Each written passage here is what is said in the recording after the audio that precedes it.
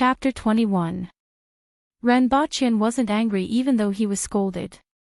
He said unhurriedly, "What will you say if I take it out?" "If you really take it out, I will call you Grandpa," Caretaker Go said angrily. "I will call you Dad," one of the chefs suddenly said. Renbochin almost spat out his food on the spot. The entire imperial kitchen quietened down. Caretaker Go looked over with a murderous look. That chef was just casually saying it out of convenience. He didn't expect to hear Caretaker Go's words and become one generation higher. Seeing Caretaker Go's murderous look, that chef was stunned for a moment. He hurriedly corrected himself, "I will call you Grandpa too." Renbochin was overjoyed. "Forget about calling me Grandpa. In the future, call me brother when you see me. I will serve you well when I come. If you can't take it out, I will break your legs." Caretaker Go turned around and looked straight at Renbochin with a murderous look. Caretaker Go was tall and sturdy. Coupled with his murderous look, he looked really scary. In order to increase his persuasiveness, Caretaker Go looked left and right. Then, he saw a chopping board that was 10 centimeters thick. He slapped it and it immediately broke into pieces. Looking at this scene, Renbochin felt a toothache. In this Dayo nation, even a chef was so awesome. Fortunately, Renbochin had the confidence to bully the aboriginals of a different world. "It's settled then. I will definitely take it out for you in 4 days. If you try to sneak away, I will definitely hang you on top of the city wall. You won't have that chance." Renbochin smiled and didn't argue with them anymore. After all, he knew that he was bullying them. He couldn't go overboard. He still had a bit of a conscience.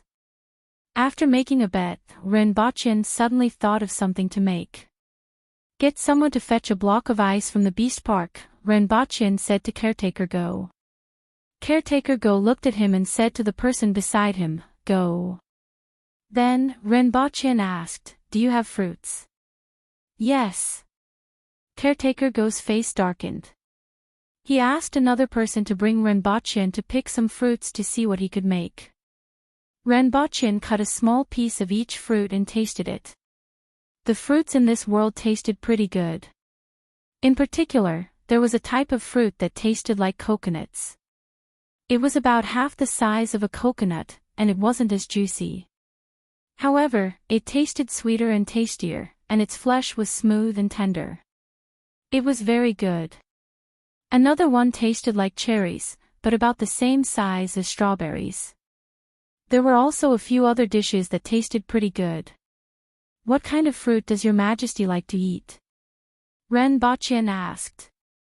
With a calm face, Caretaker Go pointed at a few of them. Among them, there was a fruit that tasted like coconuts. "Do you guys know how to make juice?" Renbochin asked. Upon hearing this, Caretaker Go's face darkened even further. "Do you know how to make juice?" Was he scolding someone? Renbochin knew the answer just by looking at his expression. Without waiting for him to speak, Renbochin changed the topic and said, "Squeeze the juice out of this one and cut these into small pieces." In any case, Caretaker Go's expression had not been good since Renbochin came in. With a sullen expression, he said, "Go do it." Someone immediately took the fruit to wash and cut it. After the ice was brought over, Renbochin found a kitchen knife and used it to scrape out layers of ice crystals before placing them into a bowl. Then, he sprinkled the diced fruit on top of the ice crystals and poured the juice over it.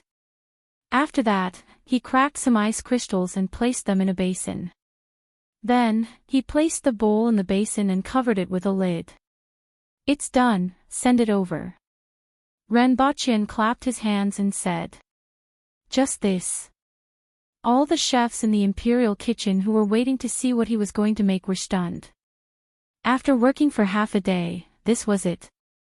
So simple. Do you even need to do this? Her Majesty's appetite isn't good due to the hot weather.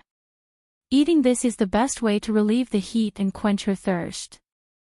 After that, she will be able to eat anything else, Renbochin explained seriously.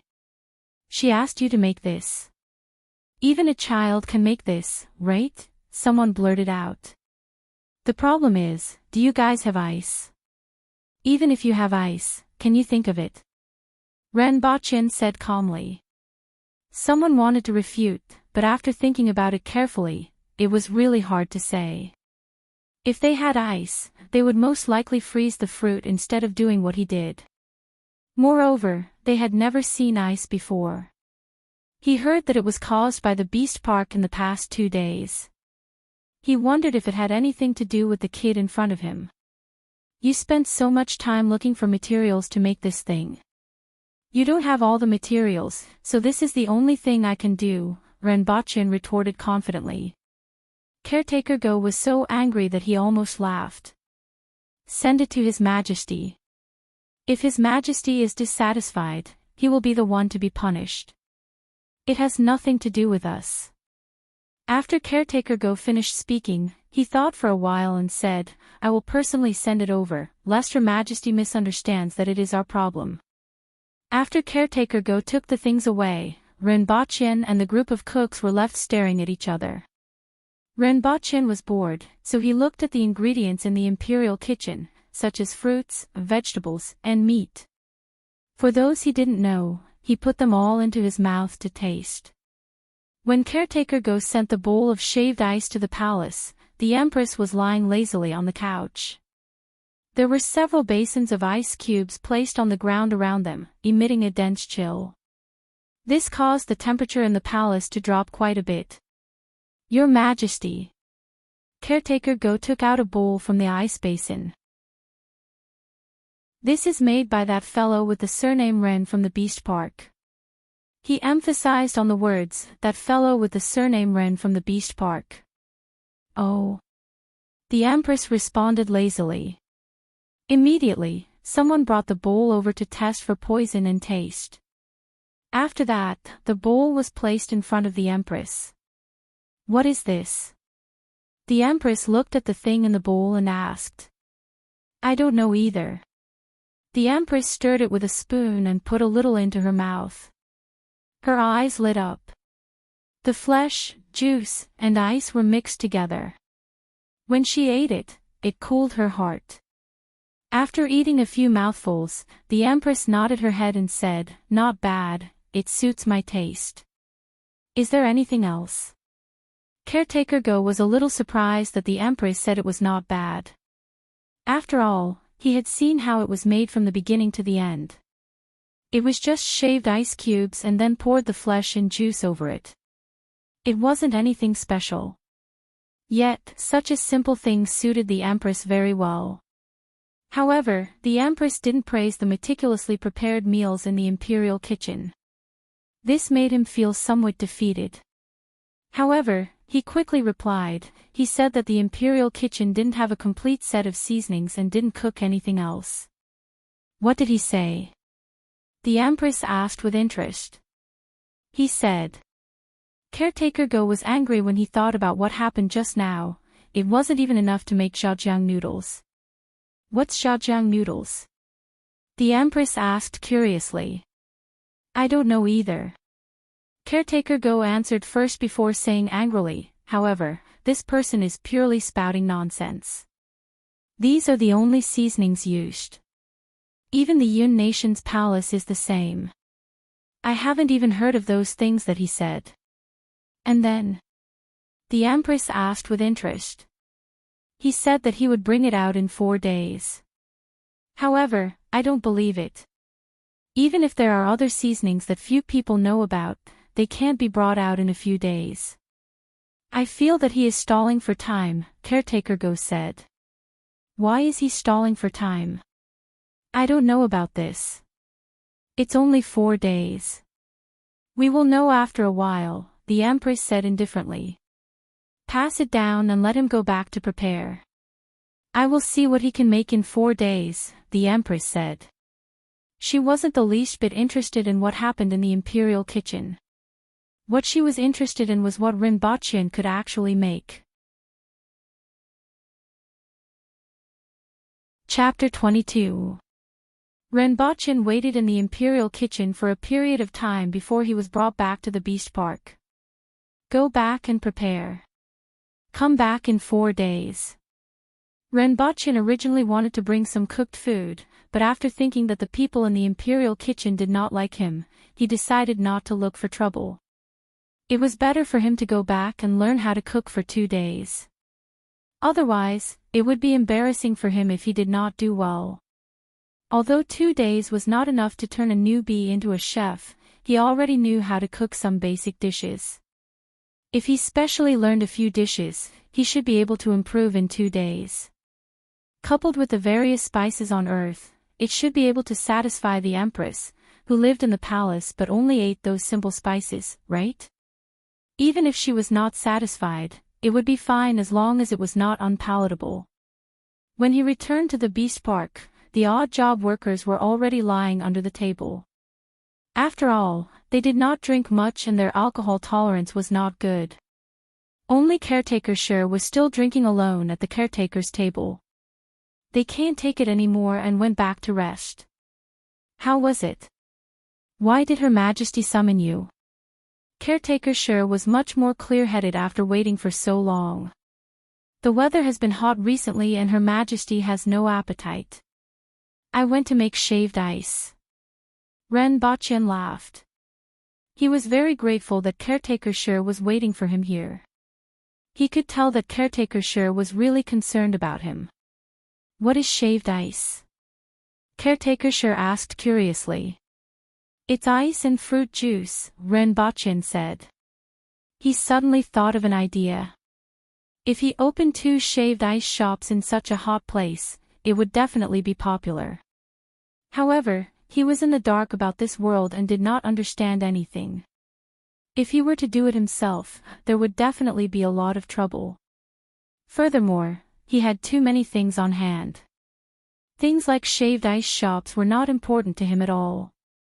It would be better to cooperate with others and save a lot of trouble. And Caretaker Sher was a very good candidate to cooperate with. He was very straightforward and had a good relationship with Renbochin. Cooperating with him would deepen their relationship. Thinking of this, Renbochin said to Caretaker Sher, wait here for me. I will go and get something good. Caretaker Sher heard this and immediately laughed. All right, let me see what good stuff Caretaker Ren has. Renbochin ran to the ice house to break a piece of ice, packed it in some plastic bags, and brought it to the kitchen to make shaved ice. Not long after, he brought it back. Try it.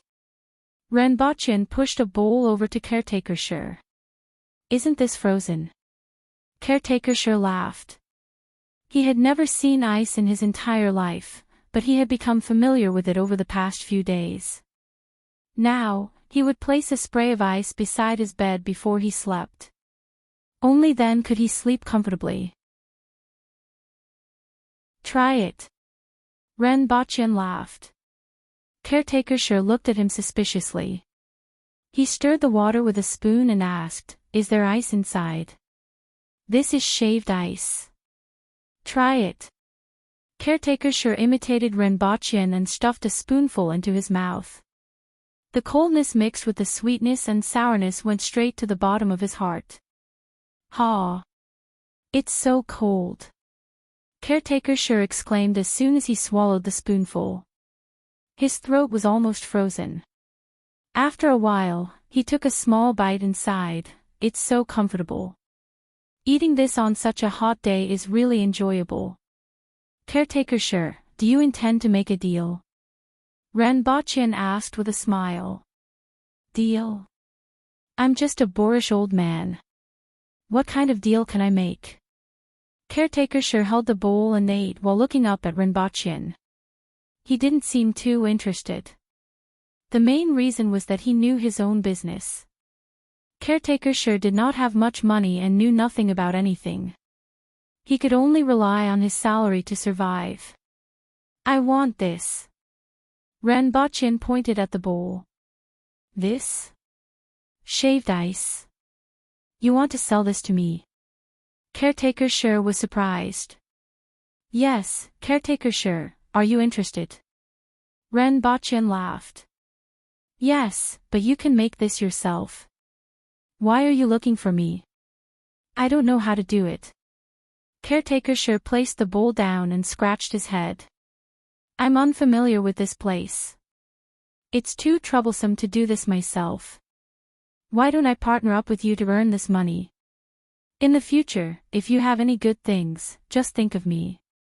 If this thing isn't expensive, there will definitely be many people buying it. Are you really willing to sell it? It's okay. Doing business is a win-win situation. If there's money, we'll earn it together. Renbochin directly used Qing's father's words. After he finished speaking, he felt that these words made a lot of sense. There were so many things on earth that could be brought over. Even if he worked himself to death, how much could he make? He might as well do it with others. Others would show up to handle various matters while he counted the money in the back. There were many benefits to doing this. Firstly, he did not need to show up all day to handle all sorts of complicated matters. Furthermore, he could earn a large sum of money. Secondly, he could tie a large number of business partners to himself. And it would be best if the Empress and the various big shots in the imperial court were involved. This way, he would be much safer in the future. No one would easily find trouble with him. Even if someone found trouble with him, there was still a group of big shots behind him. As for himself, he could do whatever he wanted and go wherever he wanted to go. This was what it meant to enjoy life. After hearing Renbochin's words, caretaker Sure immediately gave him a thumbs up. Brother Ren is a straightforward person. If I say anything else, it would be too pretentious. Just like what Brother Ren said, let's partner up to do this business. Renbochin immediately poured wine for both of them and clinked their bowls together. It would be easier for him to integrate into this world in the future. After drinking, Renbochin asked again, Brother Sure, what are you going to do? What should I do? Caretaker Sure looked at Renbochin blankly. Find a shop and let my wife sell it. Brother, you supply the ice, and my wife sells it. We'll split the profits in half. Renbochin slapped his forehead. He had already guessed that this would happen. He couldn't help but ask, Brother Sure, how much can you sell in a day? It should be possible to sell a few hundred bowls, right? There are so many people in this city. Caretaker Sure started to count with his fingers. He did not realize that there was something wrong with his way of thinking. This is such a big city. People can't cross half the city just to buy a bowl of shaved ice, right? How much money can you earn even if you tie your sister-in-law to death? Caretaker Sure could tell that Renbochin was implying something else. He asked, Brother Ren, what do you suggest we do? First, how long can such hot weather last in a year? At least half a year. Caretaker Sure replied after thinking for a while. That's good. Let's set up 10 shops and distribute them in different parts of the city. Anyone who wants to buy shaved ice can find a shop nearby. The sales volume of shaved ice will definitely not be low. No shop will be idle. We won't be earning 10 times more than a shop, but at least 5 times more, right? That's true. But can we supply the ice? Her Majesty's side is the most important. Making ice is easy. I'll teach you. We'll hire people and open 10 shops together. When the ice is done, we'll sell it to other cities. We'll split the profits in half. Hiss. Brother Ren, let's cut to the chase. If I have something to eat in the future, I'll definitely share it with you. Caretaker Sure immediately slammed the table. The two of them drank until midnight. When Renbochin returned to his room, he stepped on something soft. He took a look at the oil lamp and saw that the two kids had pooped all over the floor. Chapter 23. The next day, Renbochin was woken up by an anxious caretaker before he could even wake up. "What's the matter?" Renbochin asked drowsily. "Was what you said last night true?" Caretaker asked. "About the shaved ice shop?" "Of course it's true. How can I joke about this?" "That's it. Let's go out and see if there are any suitable shops." Caretaker reached out and lifted Renbochin up. "Brother just look around. As long as the location is good and there is a lot of traffic, the place doesn't have to be too big," Renbochin said helplessly. Didn't he look for Caretaker to work with him because he didn't want to do anything? After Caretaker left excitedly, Renbochin fell back onto the bed. Late in the morning, Renbochin was woken up by a squeaking sound. He initially thought it was the chirping of birds, but when he opened his eyes, he realized it was actually the two little chaps. This was the first time Renbochin knew pandas made such sounds. They sounded like birds. Looking at the empty bamboo basket at the side and the two little chaps gnawing on it, Renbochin knew they were hungry. However, when he was about to put on his shoes and get down, he suddenly saw a few disgusting footprints on the ground. 2 of them were stepped on by him when he came back last night, and a few were stepped on by Caretaker in the morning. Renbochin gritted his teeth as he walked out of the house. He found an odd job worker and asked where the grass and meat were sent to the beast park last night. Indeed, there were 2 baskets of bamboo leaves there. Renbochin carried one in each hand. It wasn't light, and it seemed to be stuffed to the brim. He went back and poured the bamboo leaves to one side. Then, he carefully cleaned up the floor full of excrement. He thought it was time to let the 2 little chaps out. After breakfast, he gave the 2 little chaps a bath since he had nothing to do. He spent a lot of effort and got himself drenched before he managed to wash them clean. In this world, people used a kind of plant fruit called bath beans to bathe. They were really beans. When bathing, they would be thrown into the water. After bathing, Renbochin found a clean slate and placed the 2 little chaps on it. Not long after, they were completely dry. This time, he felt much more comfortable when he hugged the 2 little chaps again. The smell on his body had lessened significantly. Both of Gungun's front palms pressed against Renbochin's face and pushed him back with all its might. He teased the 2 little fellows for a while before asking for some deer milk to feed the 2 panda cubs. Seeing the 2 panda cubs licking the food happily, he finally tasted the joy of raising pets. In the afternoon, he strolled around the beast park and looked at the familiar and strange animals. At night, Caretaker came back. He pulled Renbochin aside and said, "I still can't make up my mind. You have to follow me to take a look tomorrow." Upon hearing this, Renbochin could only nod his head. The next morning, he was dragged out of the beast park by Caretaker. It was better in the morning. It was not as hot as the day. This city was called Lawn City. When Dayo was first founded, it was called Jolon. Later on, it was changed to Dayo. That was how the city got its name. The city was divided into 9 districts, which were the names of the first 9 strongholds. Beihong, Bead Curtain, Shuaboping, Eagle Beak Cliff, Go Clan Village, Wadaegu, White Stone, Shirhu, Yiwalu. The first 6 districts were mainly residential districts, while the last 3 were commercial districts. Among them, Shirhu mainly sold various weapons, farming tools, and ironware. Shirhu mainly sold leather. Yiwalu sold herbs and animal bones. This was where Renbochin and Caretaker went to the beast park to buy food. Of course, there were many residencies in these 3 districts. It was just that the shops were relatively concentrated. The place where the court officials lived was called Beihong District. In addition, the street from the main city gate to Beihong District was called Jinyuan Road. The best shops were actually on this street. Most of them were foreign merchants who sold all kinds of goods. There were also a few shops opened by locals. Caretaker Sure found 2 shops. One was located in Yewalu, and the other was in Go Clan village. Caretaker Sure's wife and children lived here.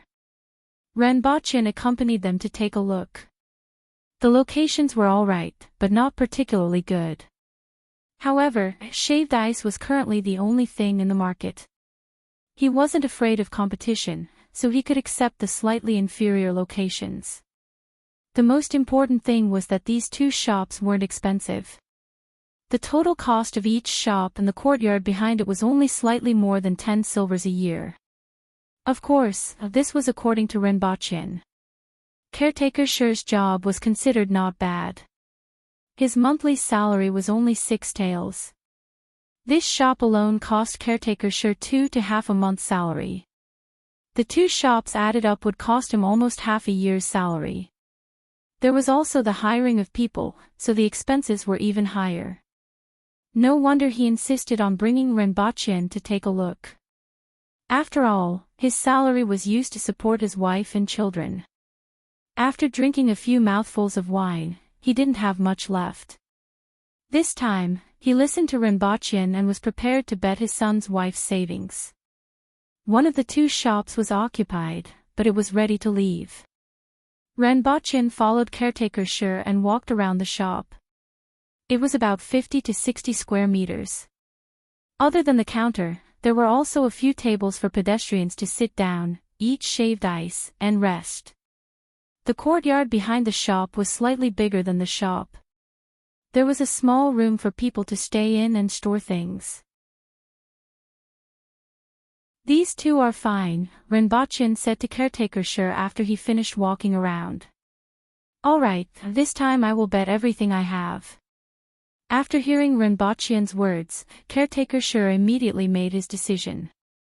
After that, the 2 of them walked around the streets and even enjoyed a street fight. Renbochin chose 2 more places. One of them was on Jinyuan Road. It had the highest flow of people. Of course, the rent was also expensive. It cost close to 100 taels of silver a year. This is too expensive. If we sell shaved ice, we will almost lose money. Caretaker Sure saw that Renbochin was interested in the shop on Jinyuan Road, which was more than 100 square meters. If we only sell shaved ice, we will lose money. How about selling ice? Renbochin suddenly thought of an idea. Selling ice. Will it work? Also, anyone can make shaved ice at a glance. It's just that they don't have ice. If we have ice, what will happen to our shaved ice shop? If we buy ice to make shaved ice, including the melted ice, we won't make any money. Who will do it then? Also, after the shaved ice is used up, we still have to heat it up.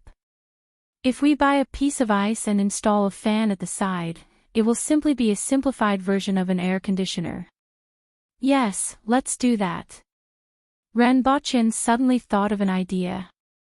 They couldn't make an air conditioner now, but what about a simple fan? There was no need for an electric fan at all. All they had to do was install a bearing, a rubber ring, and a rope in the fan. Then, they could pull the rope downwards, and the fan would rotate accordingly.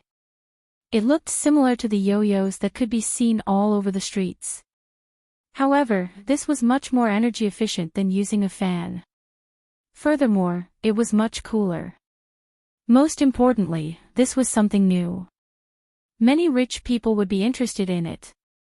If they placed a basin of ice in front, it would definitely be a pleasure in such a hot place. Even if they didn't put ice in, they could still put a basin of water from a well. Heh, let me show you the technology from Earth. The more Renbochin thought about it, the more he felt that this idea was feasible. He patted Caretaker Sure and said, "This is it. I still have some money with me. Let's rent these 3 shops first. I will make something for you to see when we get back." Upon hearing that Renbochin wanted to invest money, Caretaker Sure repeatedly rejected him. "Brother Ren, making ice is your idea. I can't let you invest money again. If you are confident, I will rent this shop even if I have to sell everything I have.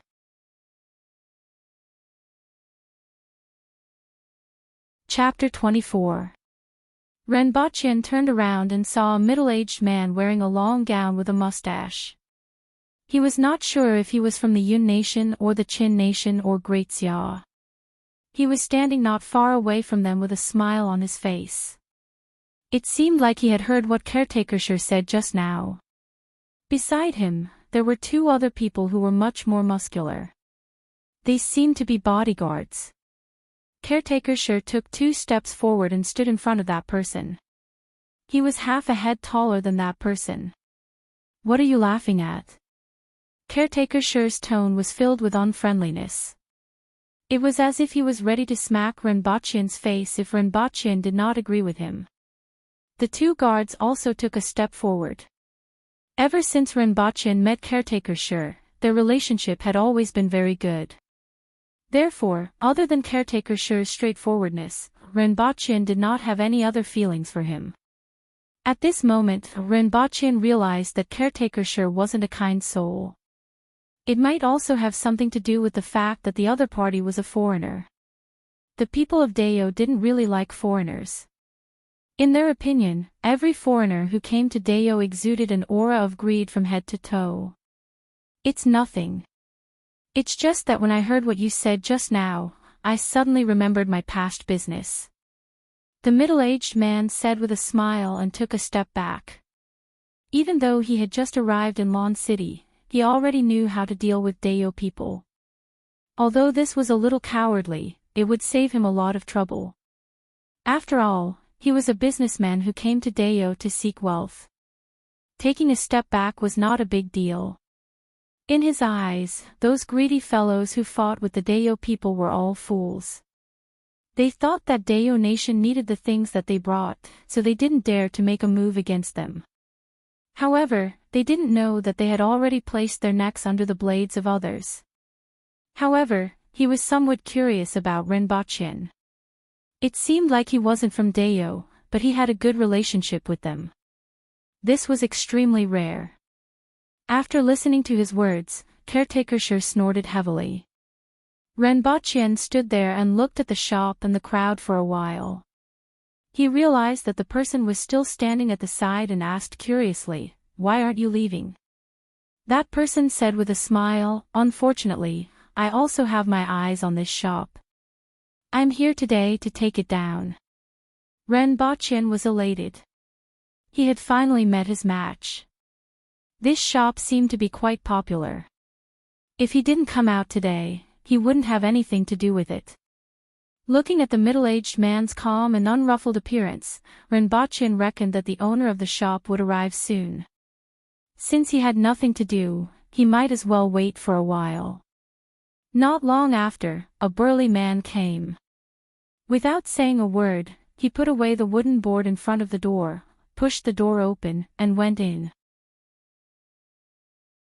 The middle-aged man with the mustache smiled at Renbachien and Gu Shijiu before leading his men in. Renbachien dragged Caretaker Shi into the shop to take a look at the situation inside. The shop was about 100 square meters in size and the floor was paved with stone slabs.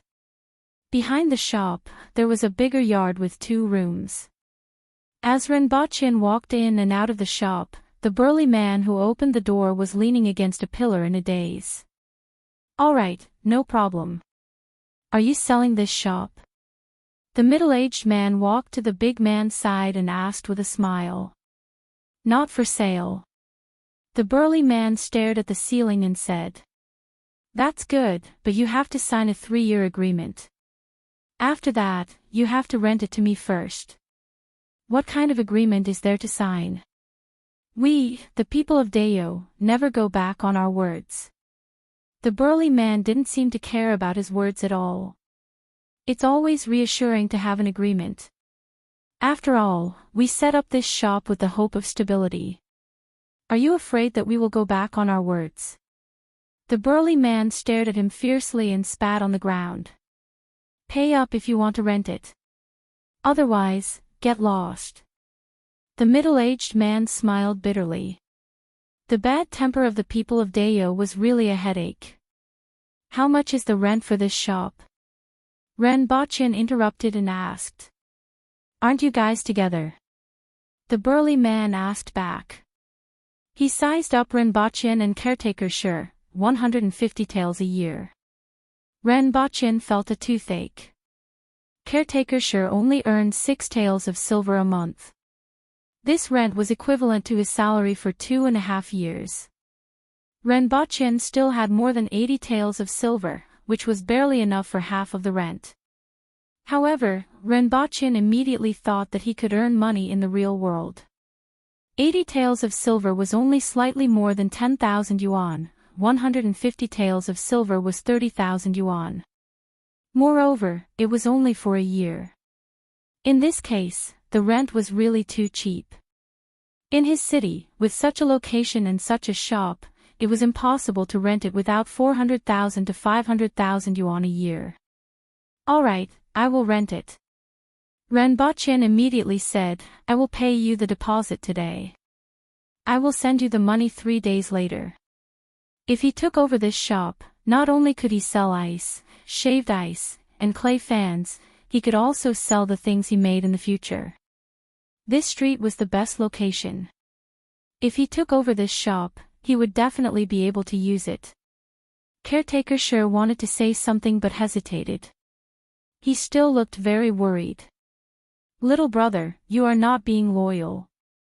The middle-aged man with the mustache smiled bitterly. He who is quick gets it. Renbochin laughed. The burly man said, all right, I will wait for you for 3 days. Same time. The middle-aged man said, 160 taels a year, I can pay up now. The burly man rolled his eyes, let's talk in 3 days. If he doesn't bring the money, I will rent this shop to you. After finishing his sentence, he ignored the middle-aged man. It was unknown whether it was because Renbochin first said he wanted to rent the shop or because the words of the middle-aged man had infuriated him. Renbochin and caretaker sure searched all over their bodies and collected 20 taels of silver. They passed it to the burly man and said, I came out for a walk today, but I didn't bring enough money. I will definitely send it over at this time 3 days later. All right. When the time comes, write a note and I will press my fingerprint on it, the burly man said. The few of them stood outside. The middle-aged man still felt that it was a pity. This location was really good. If he wanted to open a shop in Lon City, this was the best location. Renbochin turned around and cupped his hands at the middle-aged man, bidding him farewell politely. Renbochin didn't have a bad impression of the middle-aged man.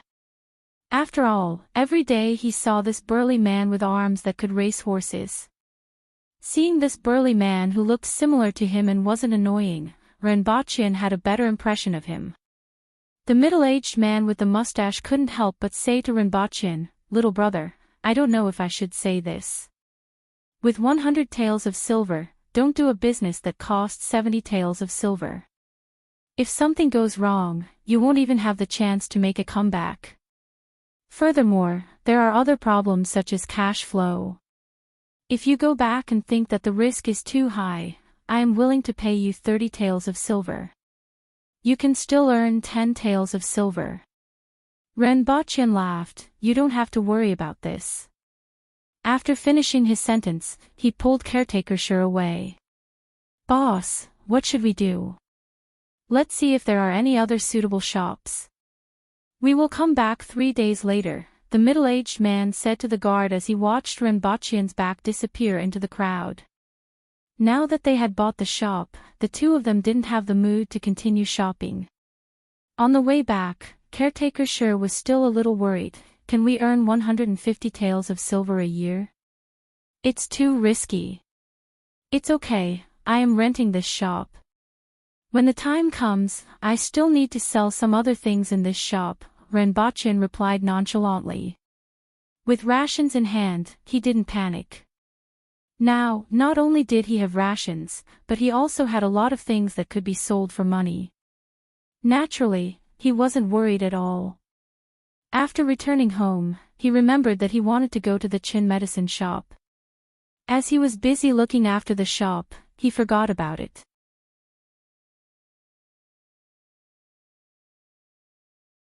Chapter 25. Renbochin returned to the Beast Park. Her Majesty summoned him to the palace the next morning. This time, it wasn't the guard sure who. It was someone he didn't know. He asked where Renbochin was and Her Majesty summoned him. Renbochin was playing with Gun-Gun. Gun-Gun kept trying to break free from his arms. After seeing the person, Renbochin immediately went forward and said, "I'm Renbochin. May I know why Her Majesty summoned me?" "Just go. Why are you talking so much nonsense?" the guard said in a low and muffled voice. He entered the palace. It was the same palace as last time. Renbochin didn't know what the palace was for, but the Empress seemed to like it very much. "Greetings, Your Majesty." Renbochin was brought in and saw the Empress in red with her hair scattered behind her. She was leaning on the couch. The palace was very cool. After all, there were 2 basins of ice. "Come forward and talk." "As for you, step down," the Empress said in a lazy voice. Renbochin took a few steps forward, lowered his head slightly, and waited for the Empress to speak. "Previously, you said that you can produce 5,000 caddies of grain per moo. Is this true or false?" the Empress asked. Renbochin's heart skipped a beat. The last time he said this, the Empress didn't react at all.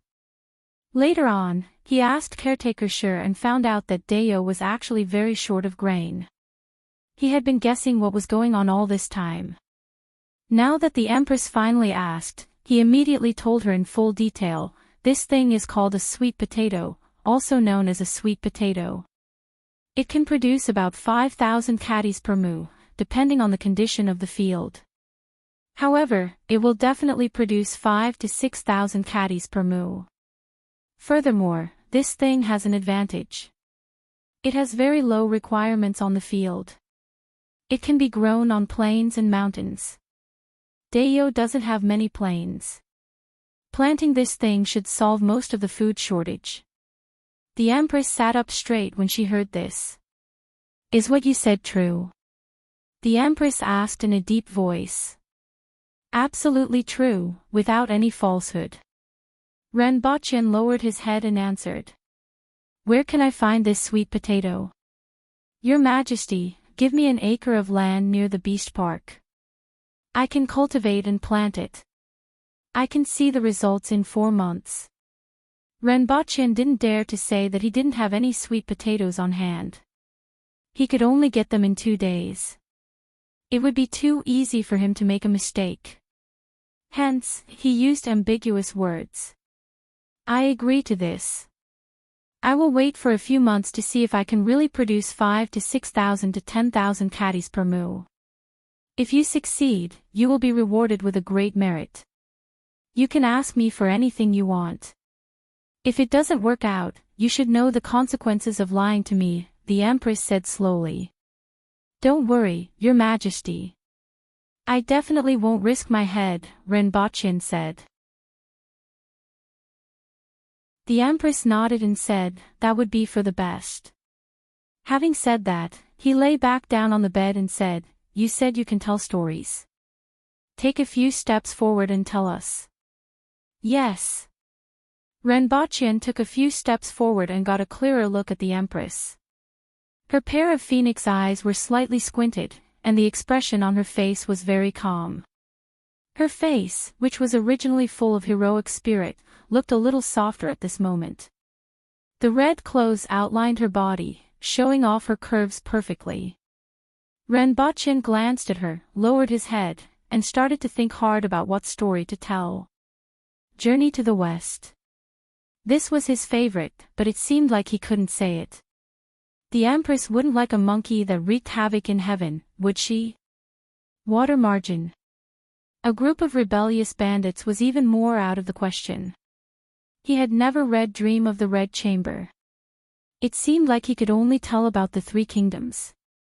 This was the only one that left a deep impression on him. He had also watched the TV series a few times. Even though he couldn't remember the original text, he could still tell it in the vernacular. Other than the four great classical novels, he could only tell about the legend of the White Snake and Liang Shanbue and Zhuang Tai. He couldn't remember the rest. After deciding to tell the Empress about the romance of the three kingdoms, Renbaqian cleared his throat and said, "Your Majesty, then I will tell you a story that happened during the Han Dynasty in ancient China. The surging Yangtze River flows east, the waves wash away all heroes. Whether it's success or failure, it's all gone. The green mountains are still there, and the sunset glow a few times.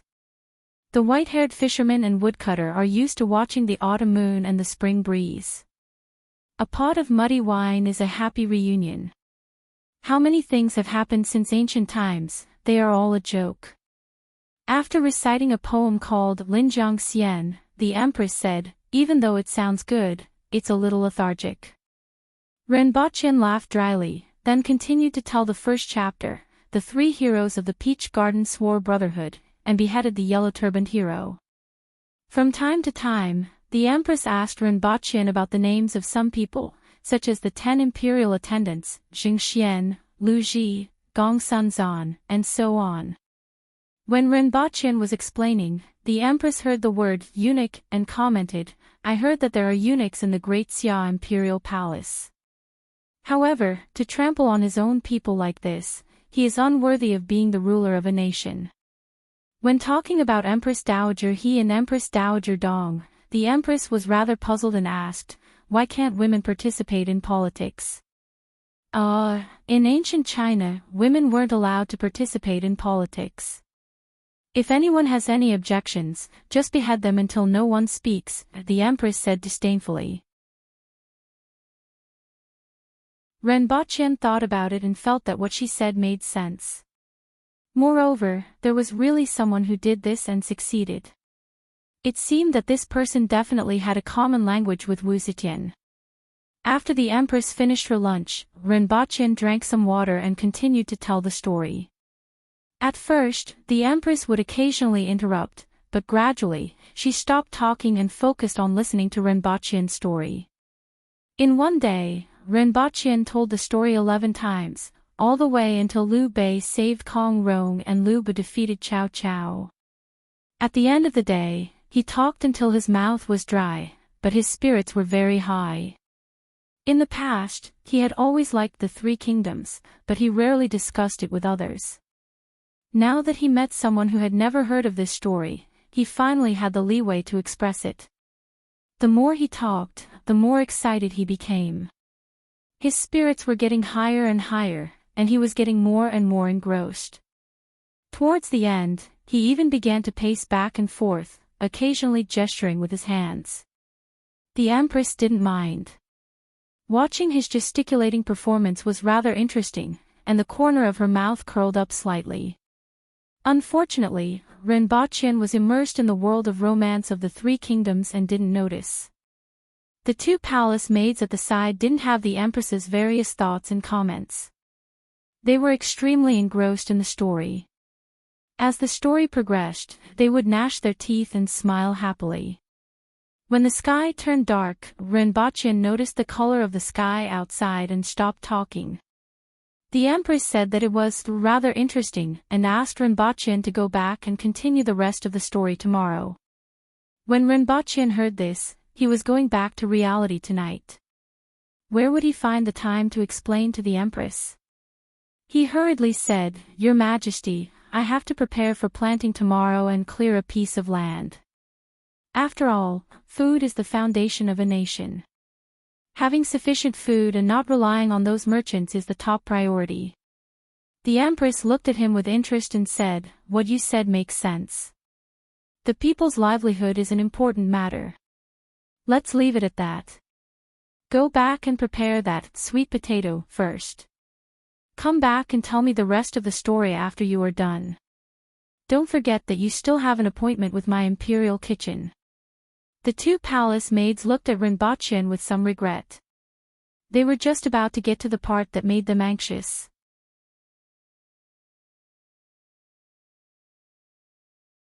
Chapter 26. When he woke up, Renbochin had already returned to his newly rented bedroom. He walked around upstairs and downstairs. He was the only one there, and it felt a little lonely. It couldn't be compared to the liveliness on the other side. Although he wasn't short of money for the time being and living on this side was more comfortable, he had a greater sense of existence on the other side.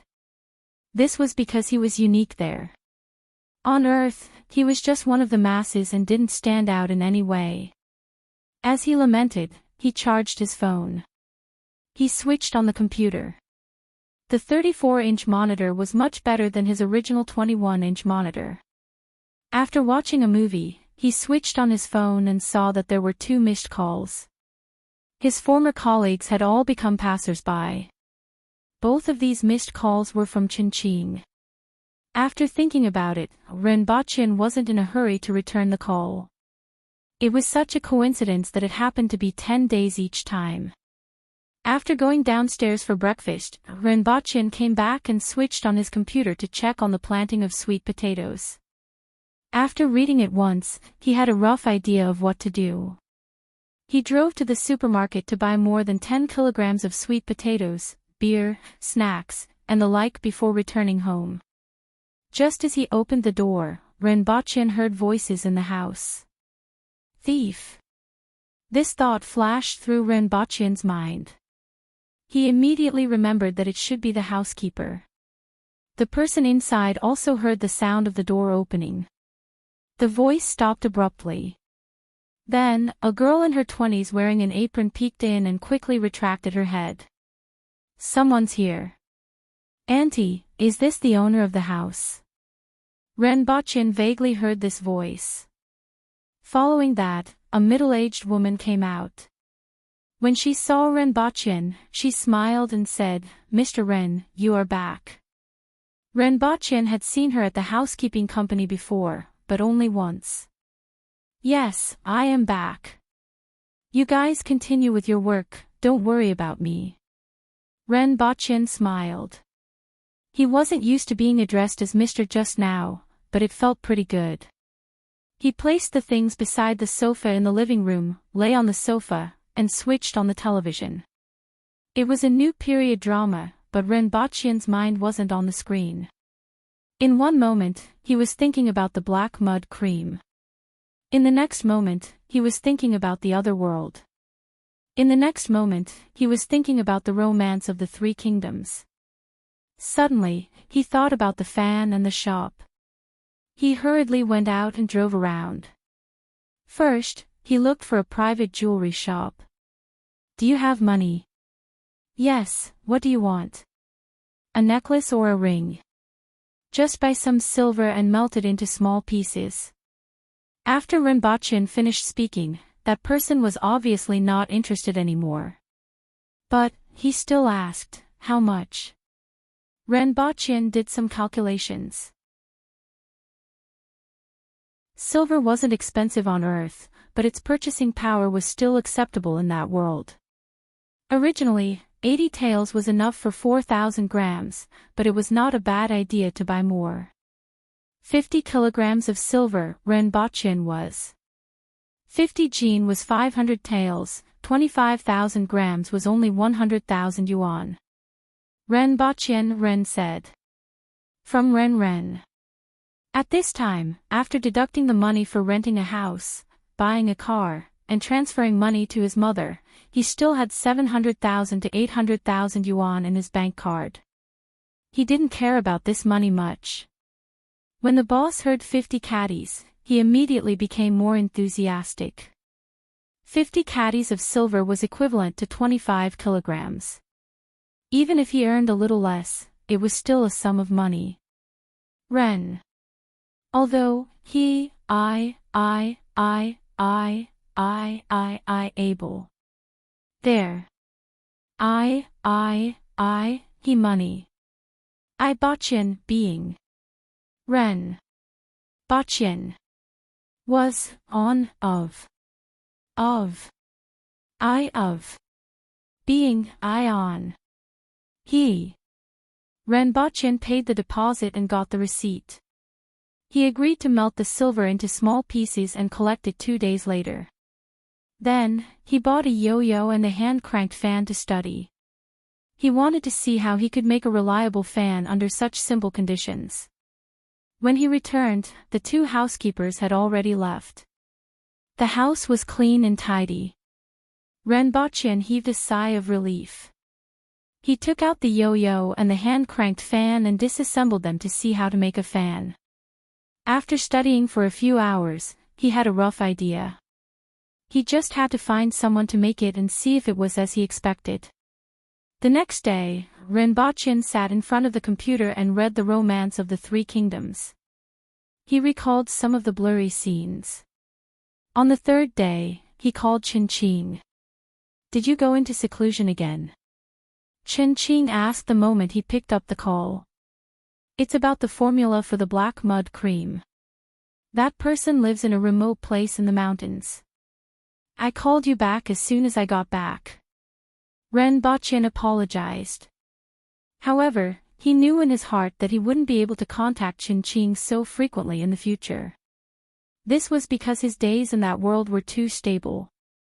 Every time, he would stay in this world for 3 days and then disappear for 9 days. "How is it? Did you get the formula?" Qin asked. "Not yet, but soon.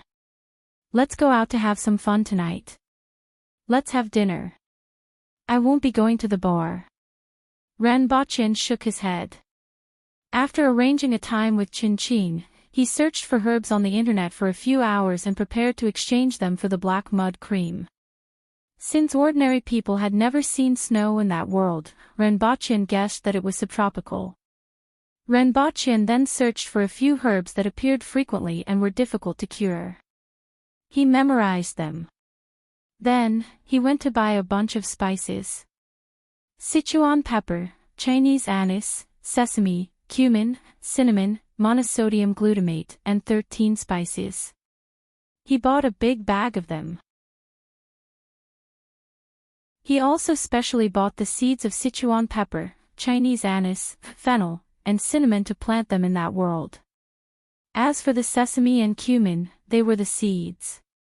Although Chinese anise was the same, the ones sold in the market had been treated and could no longer germinate and grow.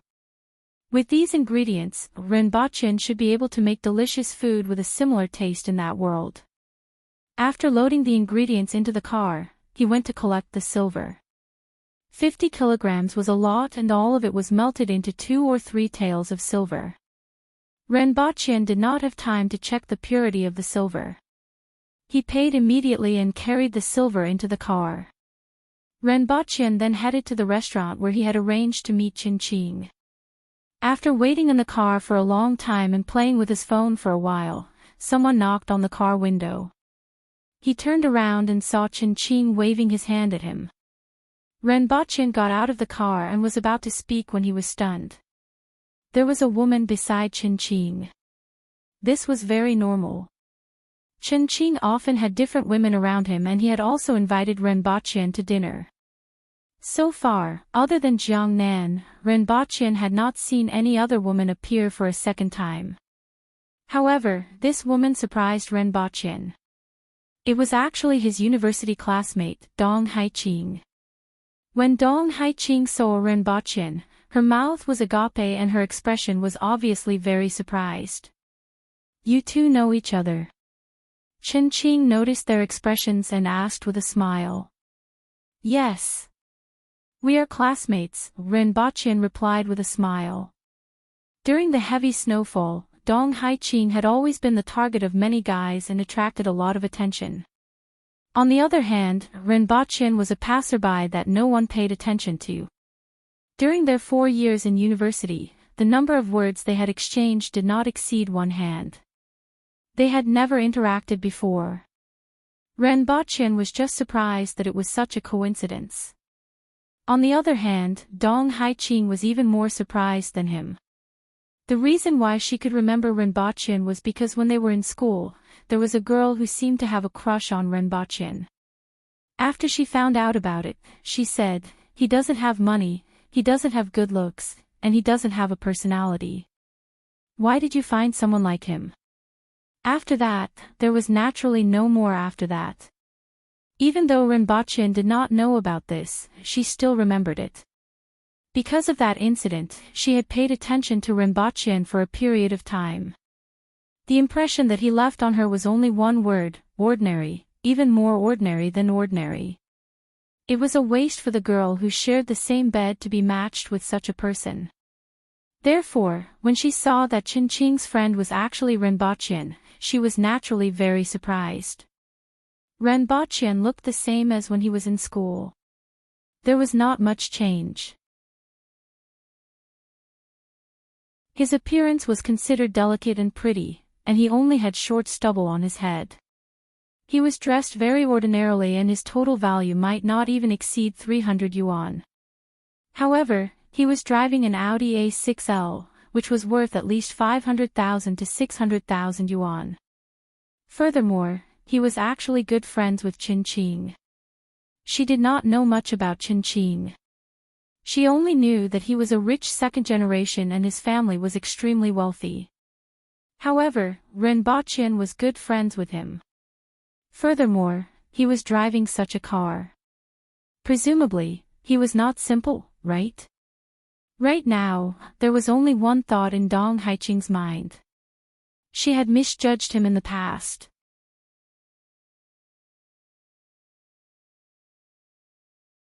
Chapter 27.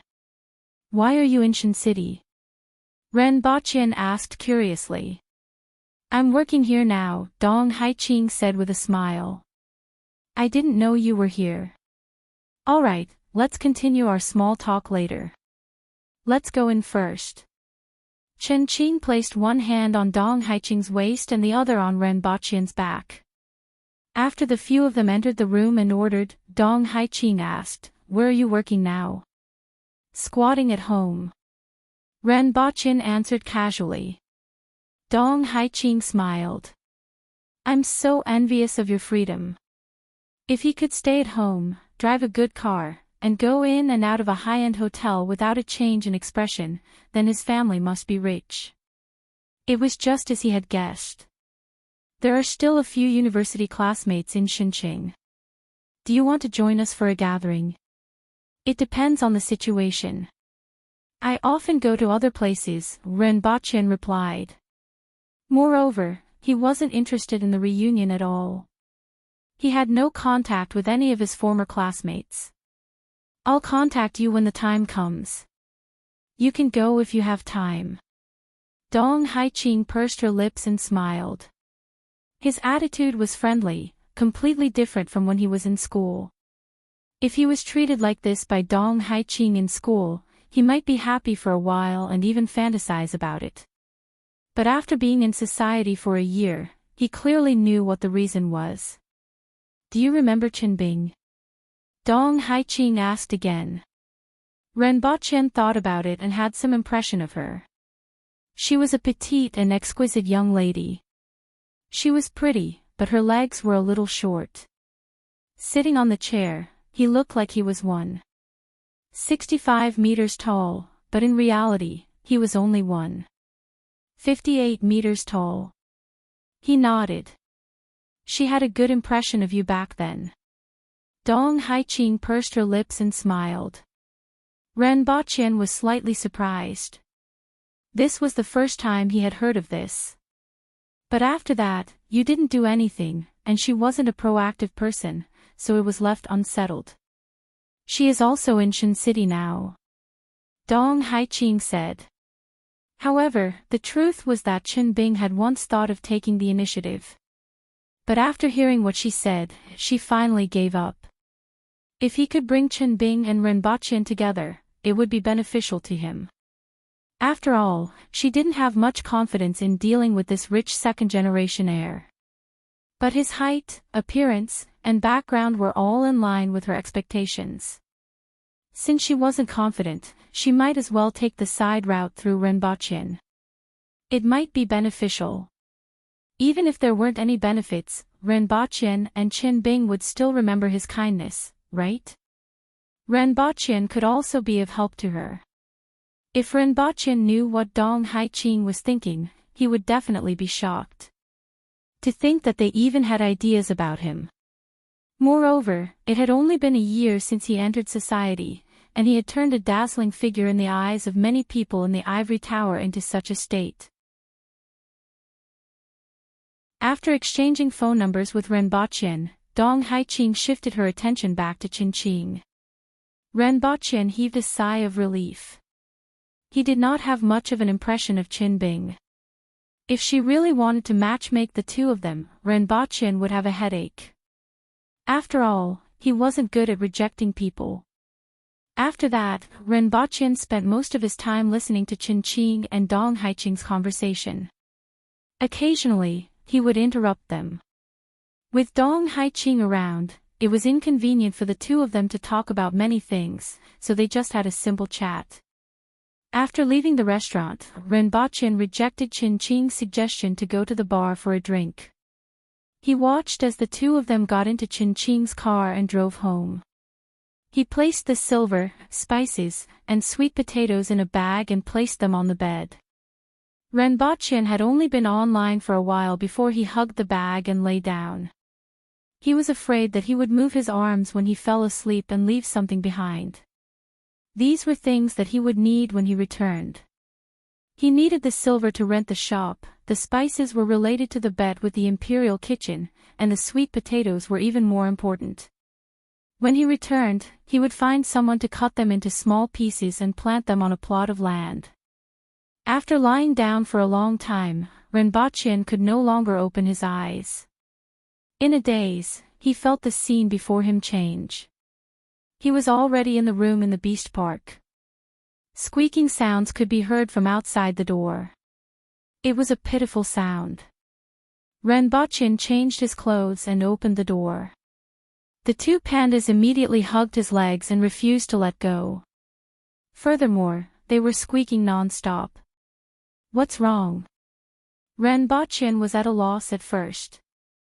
When he saw that the bamboo leaves in the basket were long gone and the floor was covered with feces, he immediately guessed that the two of them were hungry and thirsty. He had been gone for a day, and no one cared about these two little ones. The bamboo leaves had long been eaten, and no one fed them water. No wonder they were so pitiful. When he thought of this, Renbachien hurriedly went to a nearby place to fetch a bucket of water. Before he poured it into the basin, the two pandas leaned on the bucket and started to drink. The weather here was so hot, and no one took care of them for a day. It seemed like the two little ones were thirsty. Renbachien poured a basin of water and ran to the warehouse where the animal food was stored in the beast park. He took a big basket of bamboo leaves and came back. Seeing that the two little ones did not care about him and dived into the basket, Renbachien stroked their heads. Fortunately, he had only been gone for a day. If he was gone for 3 days, it would be troublesome. It seemed like he had to find someone to take care of these two little ones. After a sleepless night, Renbachien saw that the sky was still dark and estimated that it was around 2 in the morning. He returned to his room and stuffed everything under his bed. Then, he lay on his bed and slept again. Early in the morning, he was woken up by Caretaker Shi. Caretaker Shi's loud voice reverberated in Renbachien's ears. Where did you go yesterday? I have been looking for you for the whole day. What's the matter? Renbachien struggled to open his eyes. He had a sleepy look on his face. Her Majesty instructed me to clear a piece of land for you in the beast park.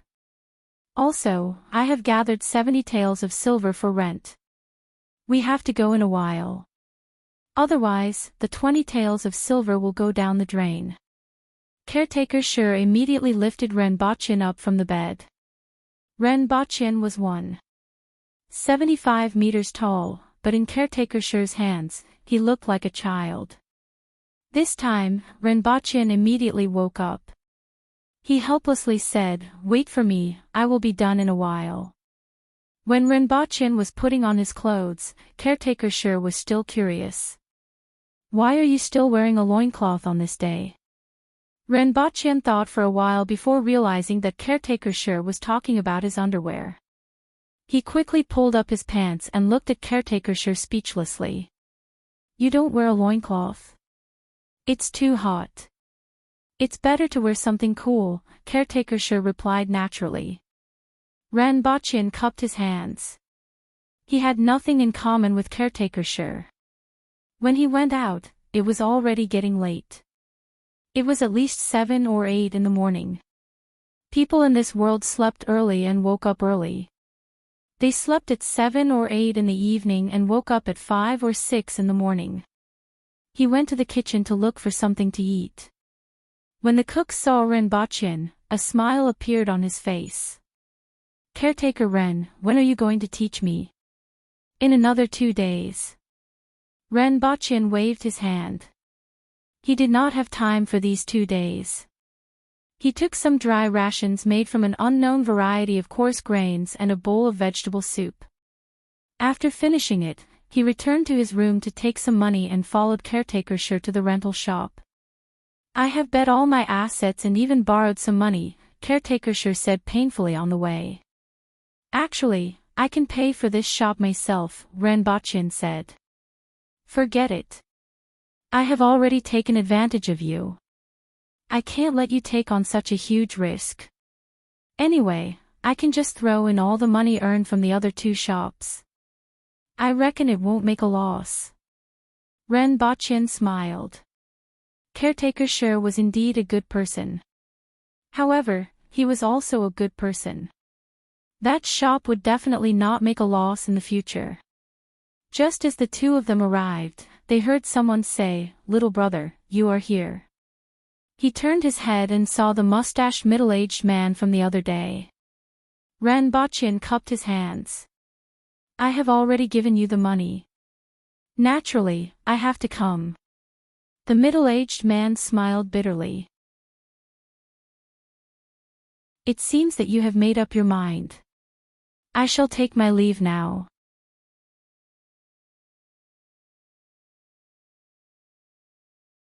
Chapter 28. The 2 of them didn't have to wait long before the burly man arrived at the door. He nodded at the 2 of them and turned to open the door. Renbochin passed the cloth bag he was carrying to that person. Inside the bag was the 130 taels of silver that he and caretaker Shi had pooled together. It was indeed a little tiring to carry something that weighed more than 10 kilograms for almost an hour.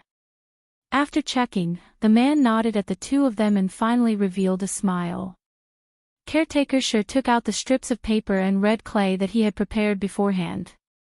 The man took a look at them and pressed his fingerprint on them. From now on, this shop would belong to Renbochin and caretaker Shi for a year. How should I address you? Where can I find you if there's anything? Renbochin asked with a smile after seeing him press his fingerprint. Jindong General's residence. I have something to discuss with caretaker Shi, the man said to Renbochin and tossed the key over.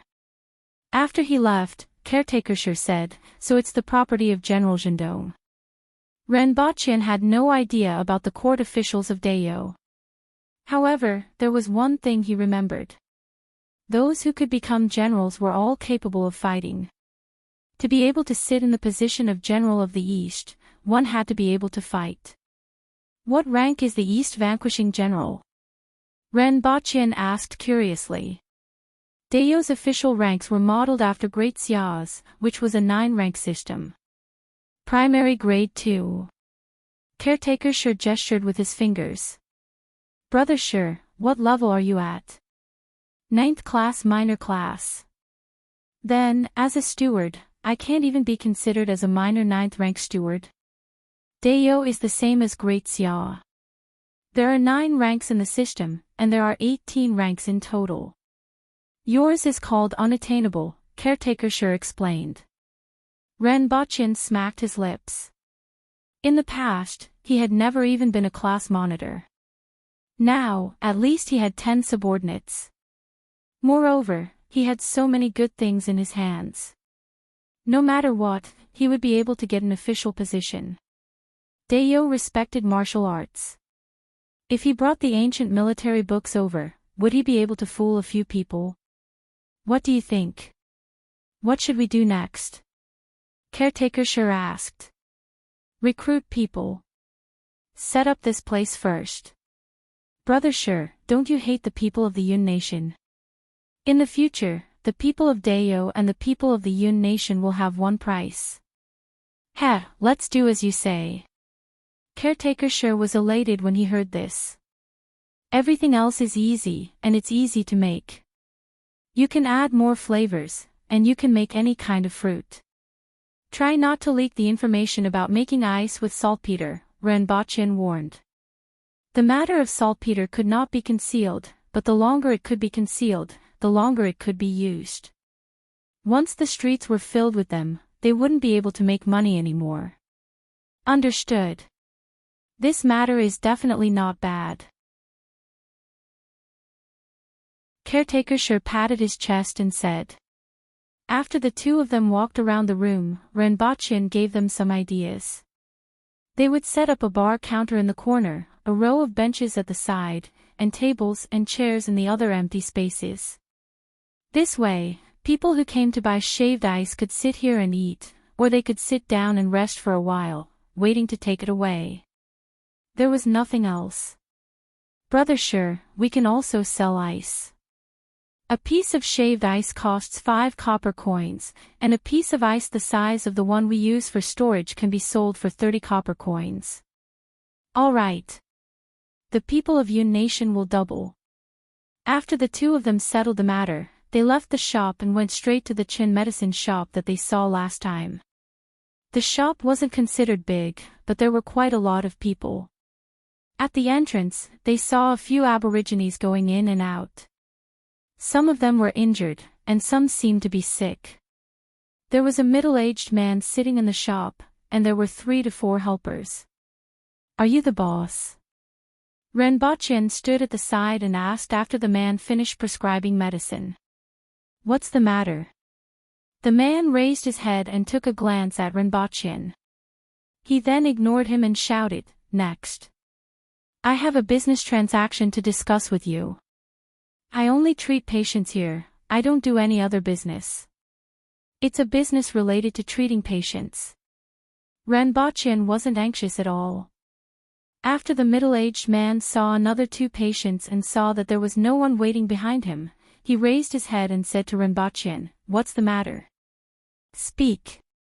I want to use my medicine prescription to exchange for your prescription. My prescription can save a large number of patients suffering from tetanus, which is also known as chi-chi. After hearing Renbochin's words, the middle-aged man's face became a lot more solemn. He said to the two of them, Come in with me, let's talk inside. There were 2 chairs and a table in the inner room. The middle-aged man first gestured to the 2 of them, then he sat on a chair. How do I address you? The middle-aged man asked casually. My surname is Ren. Renbochin, the person beside me is my companion. May I know how to address you? Renbochin asked. Up until now, he still didn't know Caretaker Sure's name and called him Brother Sure every day. My surname is Chen Zixing. Now tell me, what kind of prescription do you want to exchange for? Chen Zixing asked. The black mud cream. After Renbochin finished speaking, he stared at Chen Zixing attentively. As long as the other party was willing to exchange, Renbochin would definitely give him something that would satisfy him. He was just afraid that the other party wouldn't be willing to exchange. That would be troublesome. Chen Zixing muttered to himself for a while and said, The black mud cream is passed down from generation to generation in my Chen family. Although the production isn't high, its effects are amazing. However, medicine is used to treat people. It's not impossible to exchange with you, but the thing you are offering must have a corresponding value. Furthermore, it can't be the kind that is circulated everywhere. After hearing Chen Zixing's words, Renbochin was instantly elated. As long as you are willing to exchange, anything is fine. There were so many kinds of medicine in the modern world, including Chinese and Western medicine. There were also various medical treatments that exceeded Qin Zixing's imagination. There must be something that he was willing to exchange. In any case, Renbaqian didn't feel any heartache for selling his father's farm. Tell me what I can offer. Penicillin can be used as an antibiotic to treat many diseases, including Qirun. When people fall sick, it is caused by bacterial invasion and inflammation. The main symptoms are redness, swelling, heat, pain, and dysfunction. The most obvious symptom is inflammation of the wound. Secondly, tonsillitis, sore throat, coughing, pneumonia, and bronchitis are all effective. The most important thing is to treat the wound, as well as women giving birth. It can greatly reduce the chances of inflammation and Qirun. This medicine isn't difficult to produce, takes a short time to produce, and can be widely used. Other than me, no one else knows about it. I think its value shouldn't be any lower than the black mud cream. After Renbaqian finished speaking, Qin Zixing first asked a few questions about the diseases that Renbaqian mentioned. After all, he didn't understand many of the terms that Renbaqian mentioned. However, after combining his many years of medical experience and asking Renbaqian about the parts that he didn't understand, he understood everything.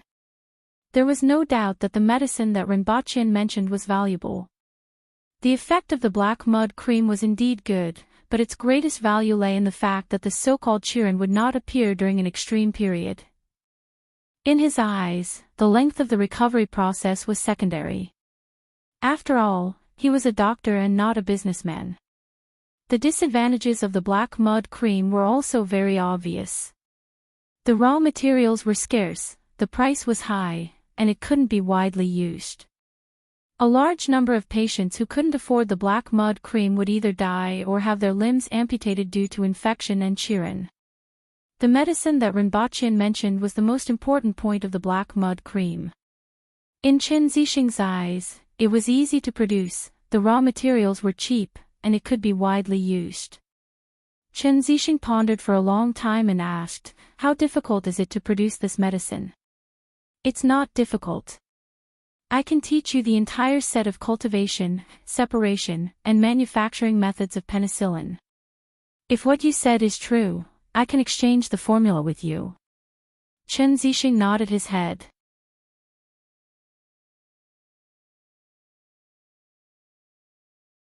Chapter 29. Prepare some fruits first and put them in a place.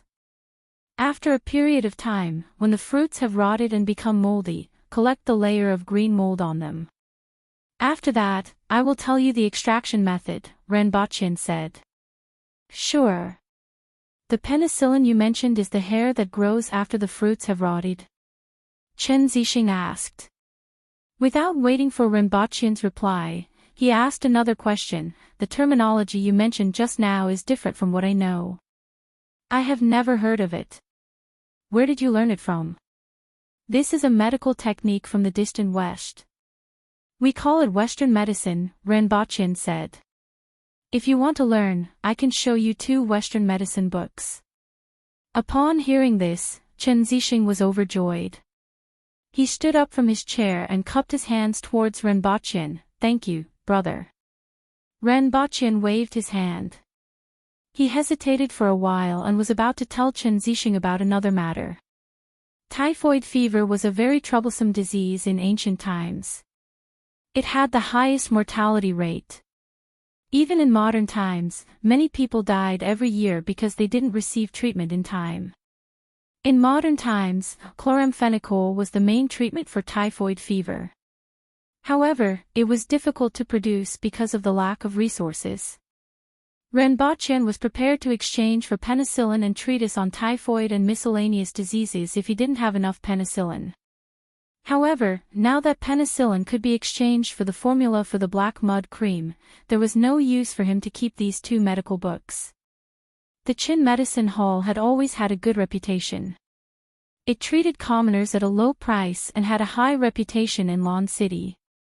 Renbao was prepared to give these 2 books to Chen Zixing. It could be considered as doing a good deed for this world. Renbao thought to himself, I will bring these 2 medical books the next time I come here. What was more troublesome was that the language here was the same as Chinese, but the words were different. He probably had to read them to Chen Zixing. We will take our leave then. I will come back in 4 to 5 days after I have prepared the things. Renbao stood up and left. Chen Zixing sent the 2 of them to the door. You can treat typhoid fever. Caretaker Shi asked Renbao after he left. There is indeed a way to treat it. Renbao nodded. Caretaker Shi sighed, it would be great if you came 10 years earlier. Upon hearing this, Renbao knew that Chen Zixing's relatives and friends had passed away because of this disease. But how old was I 10 years ago? At that time, I didn't understand anything. Caretaker Shi squeezed out a smile. That's true. It's not too late to come. After that, Caretaker Shi lost interest in talking. After that, Renbao made a trip to the blacksmith shop where he made the box previously. He ordered a few fan blades and bearings to make an indigenous fan. He drew what he wanted on the map and gave it to the other party.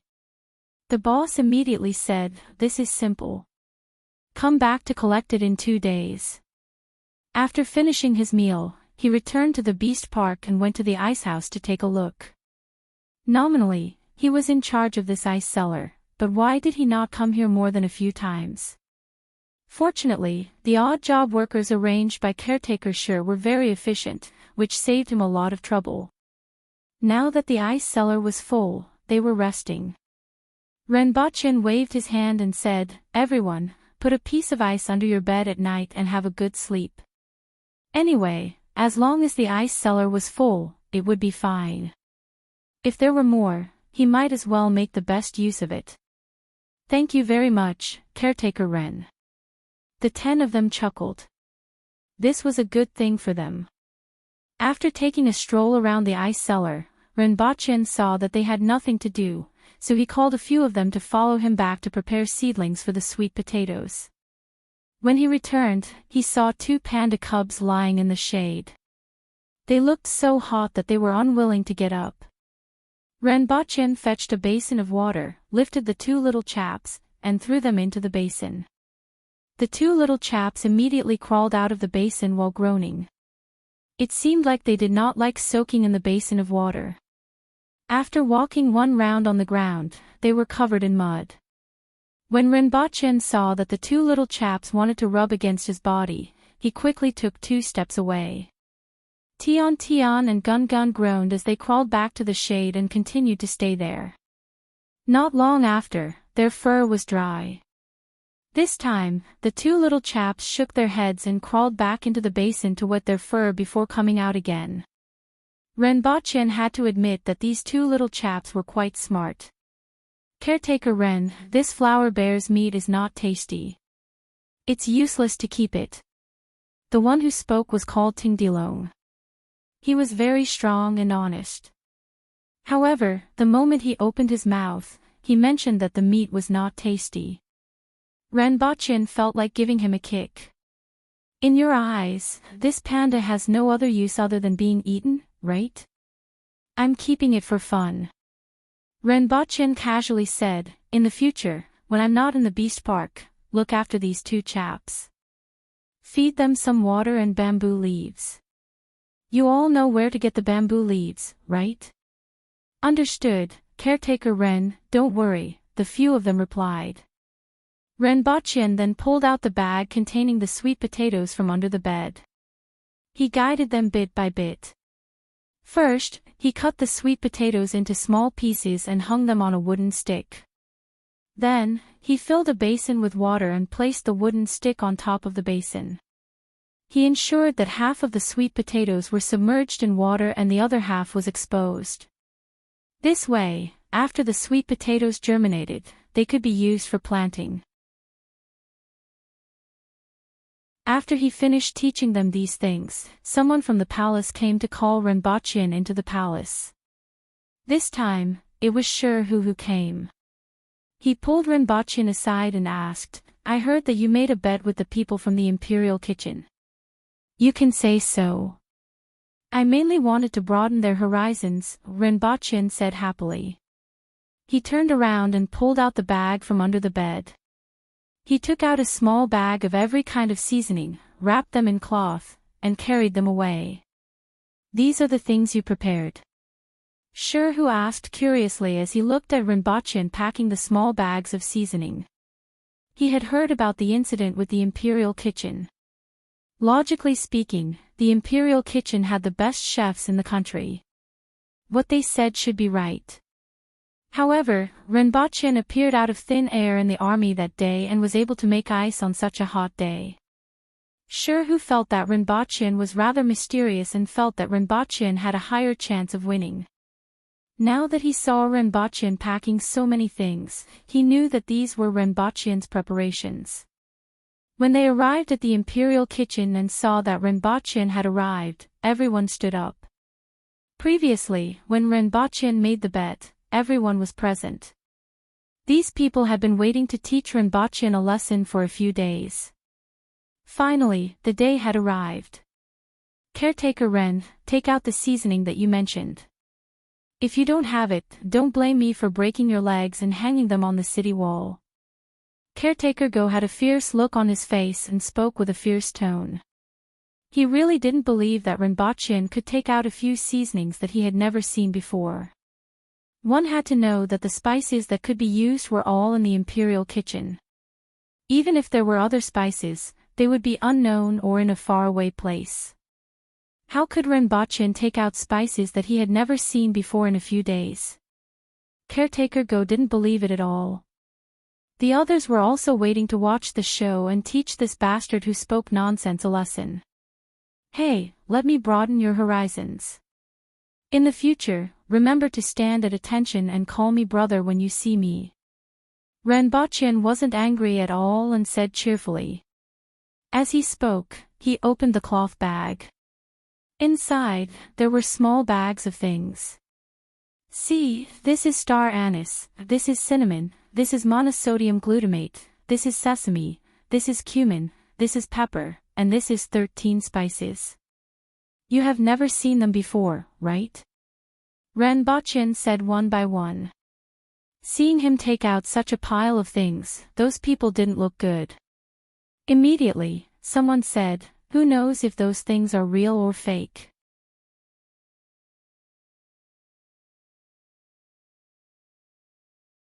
Chapter 30. Caretaker Go slapped the chef's head, turned around, and squatted in front of Renbochin with a cold face.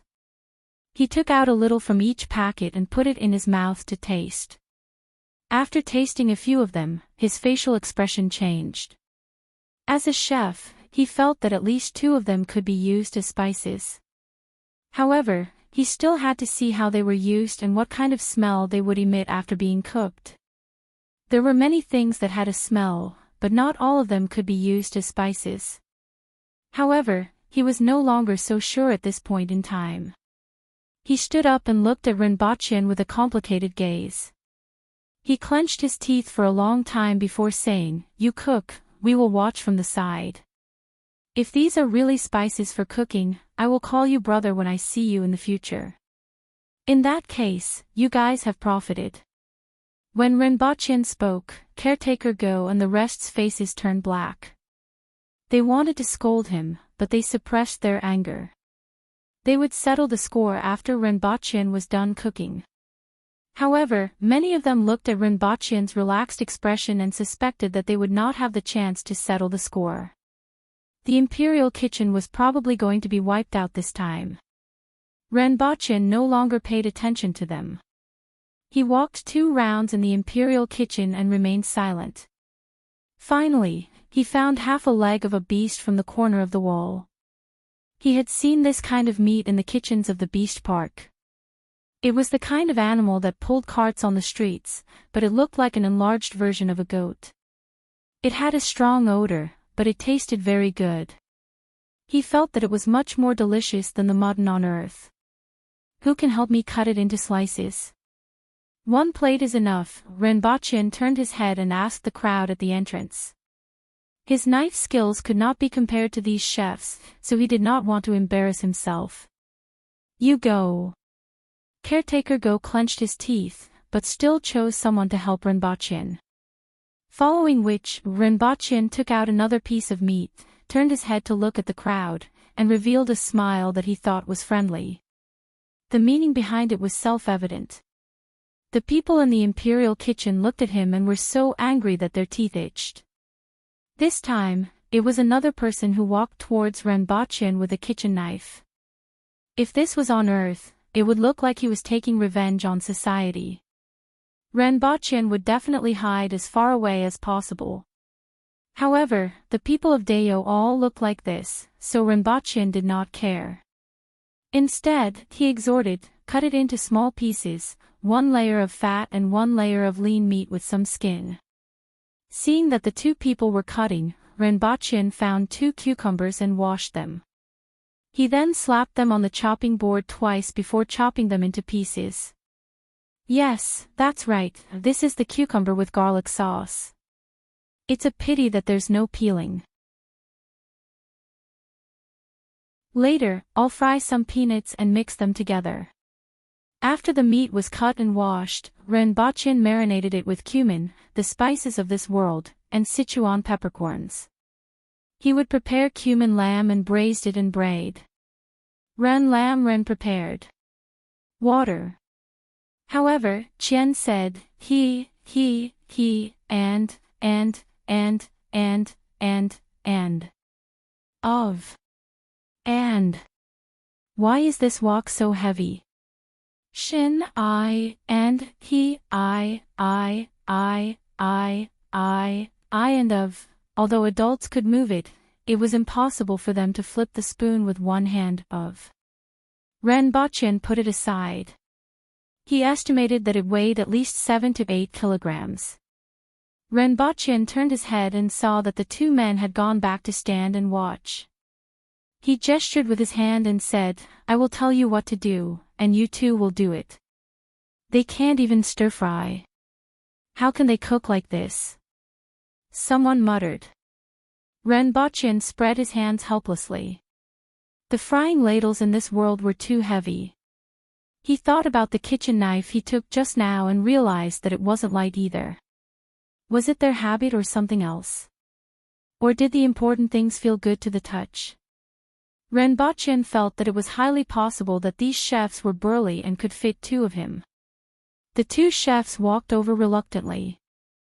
Renbochin instructed one of them to stir-fry the brown sugar and soy sauce until they were bubbling. Then, he added some spices that resembled scallions and ginger. Finally, he stir-fried the meat. Renbochin had to use one hand to pick up the wok, but the Dayo people handled it as if it was a piece of paper.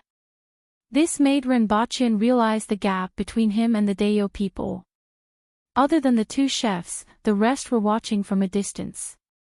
Although they didn't like Renbochin, they focused their attention on him. This was because they had never done the process of stir-frying the sugar before. When the nutmeg, star anise, and cinnamon were added, the aroma wafted out. The entire imperial kitchen could smell the aroma. The eyes of the surrounding chefs lit up when they smelled it. Apart from other ingredients, the aroma alone was too tempting and fragrant. The other ingredients were from their place, but they had never made such an aroma before. It could only be said that Renbochin had indeed brought seasonings that could improve the quality of the dishes. Renbochin instructed the other chef to stir-fry the cumin lamb while the other ingredients were simmered. Once the cumin was put in, a strong and fragrant cumin aroma wafted out. It was something that these chefs had never smelled before. This time, everyone couldn't stand still and crowded over. Renbochin first scooped the cumin lamb into a small plate. He ate a piece, smiled, and passed the plate to Caretaker Go. Try it. Caretaker Go took the plate with a sullen face. When it was slightly cold, he used 2 fingers to pick up a piece, put it in his mouth, and carefully tasted it. He then passed the plate to the chefs behind him. Each of them quickly took a piece and put it in their mouth. Their eyes immediately lit up. The fishy smell of the meat was greatly reduced. It was even more tender and delicious, especially with the fragrance of the cumin. It was simply praiseworthy. After eating one piece, when they wanted to look for more, they realized that the plate was already empty. "How is it?" Renbochin smiled. Caretaker Go clenched his teeth and stared at Renbochin. Finally, he lowered his head and said, "Brother Ren. Not bad, not bad." Renbochin clapped his hands and smiled. He then looked at the other chefs. "Brother Ren." Seeing that Caretaker Go had already called him, everyone could only open their mouths. Hearing the 7 or 8 burly men calling him Brother Ren, Renbochin felt at ease and said, "All right, just remember to call me brother when you see me in the future." Calling me Brother Ren sounds weird. The chefs at the scene all felt sullen. However, who asked them to lose the bet?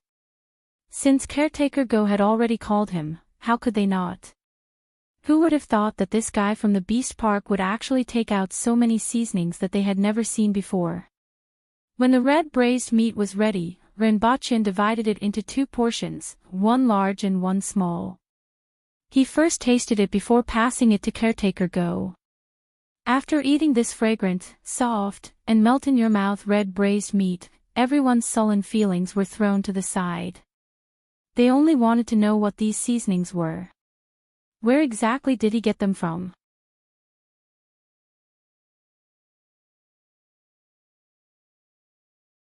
Chapter 31.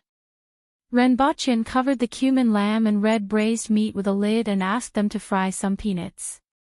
This time, without Caretaker Go's instructions, someone took the initiative to do it. Now, everyone wanted to know from Renbochin what these spices were all about. Regarding this question, Renbochin did not hide it. After all, it was just some spices. It was fine as long as he could show off in the imperial kitchen. "This is cumin. All of you have tried it just now. It can remove the fishy smell and increase the tenderness of the meat. Another very important function is that it has a little preservative effect.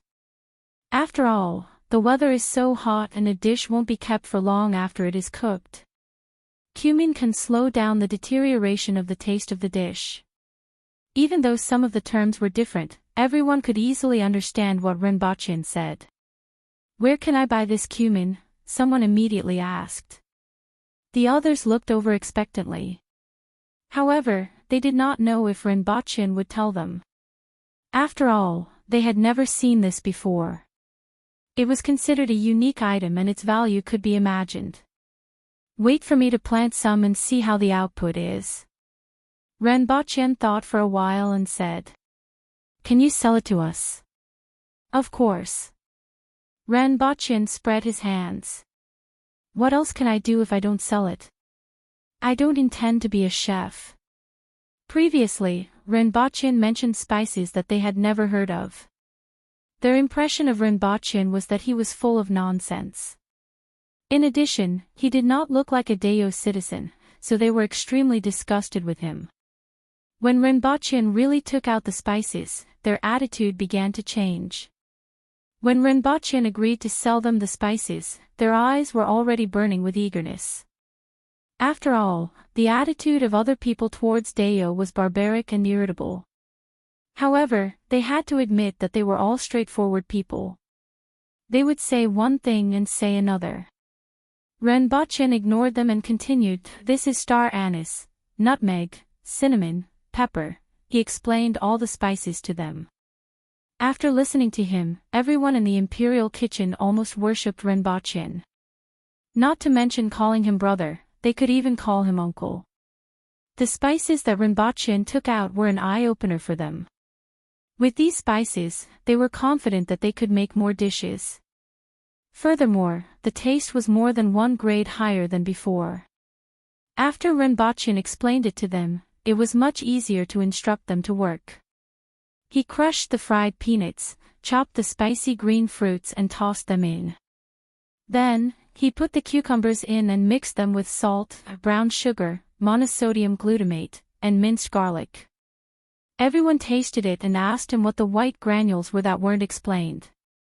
Renbochin shook his head and said, "MSG, I'm afraid this thing can't be produced in a short period of time." Hearing him say that, although everyone felt a little regretful, they had already gained a lot. One had to know that the Imperial Kitchen only had soy sauce, vinegar, brown sugar, salt, and a few vegetables similar to onions, ginger, garlic, and chili. This time around, Renbochin had taken out 6 or 7 of them, which made them feel as if they had opened the door to a whole new world. "Send the dishes to Her Majesty," Renbochin said to Caretaker Go. Caretaker Go cupped his fists at Renbochin and said, "Whatever you say in the Imperial Kitchen from now on." Then, he got someone to put together a fruit and sent it to Her Majesty. Renbochin walked around and saw that there were still ice cubes in the corner. He said to the rest of the Imperial Kitchen staff, "Find a box and put the ice cubes in it. Then, put the vegetables, fruits, and meat in it. It can be stored for a longer period of time. The hotter the weather, the faster the food will go bad. The lower the temperature, the longer it can be stored." Now, everyone was just short of worshipping Renbochin like a god. After hearing what he said, they immediately nodded their heads and prepared to find someone to make a box and follow Renbochin's instructions. Caretaker Go and the rest sent the dishes into the palace. Just as they opened the lid, they could smell the aroma of the red braised pork from afar. The 2 maids beside the Empress secretly swallowed their saliva. "I have never seen this dish before," the Empress took a glance and said casually. "It's made by Caretaker Ren. I have never seen this dish before, but the taste is indeed not bad," Caretaker Go said in full detail. "Oh. I remember now. You guys even made a bet, right? Last time, you said it was that fellow with the surname Ren. This time, it's Caretaker Ren. Did he win?" The Empress sat up slightly and said. "Indeed, he won. He took out a few spices that I have never seen before. Your Majesty will know after you taste it," Caretaker Go said. The Empress nodded her head slightly. When the poison was served to her, the first thing she tasted was the red braised pork. The aroma of this dish was the strongest and it made her feel a little hungry. Originally, it looked a little greasy, but after eating a mouthful of the red braised pork, it didn't feel greasy at all. It was fragrant and glutinous. Especially, the flavors brought about by the few spices that she had never tasted before made the Empress nod her head. "Very good, what is this called?" "Red braised pork," Caretaker Go said. "The name doesn't sound good, but it's indeed not bad." Following which, she ate the lamb with cumin. Even though it didn't look much different from what she usually ate, with the addition of cumin, the lamb became even more tender. The fishy smell was also reduced by half. Coupled with the fragrance of cumin, the Empress was similarly full of praise. Today, the Empress ate a lot more. Even though her every move was still elegant, her speed was much faster. When the dishes were finally served, Caretaker Go looked at the amount of food on the plate and knew that the Empress had eaten half more than usual. This was extremely rare. It could be seen that Her Majesty really liked these new dishes. "Very good, very good. Do this again tomorrow. In addition, you can look for him to learn a few more new dishes," the Empress stood up and said as she walked a few steps on the ground. "Yes, Your Majesty. Aren't you going to arrange for Caretaker Ren to work in the Imperial Kitchen?" Caretaker Go asked. Even though he hated Renbochin's attitude at the start, when Renbochin took out the real stuff, he also approved of Renbochin. Furthermore, not only was Renbochin familiar with all kinds of spices, he was also proficient in many new dishes that he had never seen before. It would be a pity to continue to work in the Beast Park. Regardless of whether Renbochin was to be the head chef or the assistant chef in the imperial kitchen, caretaker Go had no opinion. Forget about him, I have my own arrangements. Go back and ask him to tell me about that romance of the Three Kingdoms. Qin Yuan, follow him and bring him here. Yes, Your Majesty, a tall and good-looking female attendant who was about 20 years old answered softly.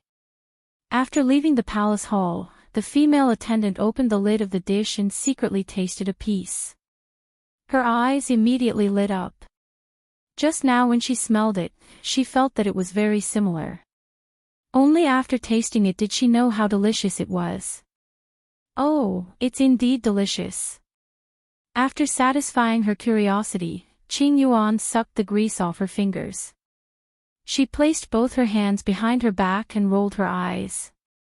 Brother Ren, Her Majesty asked you to tell him about Romance of the Three Kingdoms, caretaker Go said to Renbochin when he entered the courtyard of the imperial kitchen and saw him sitting there in a daze.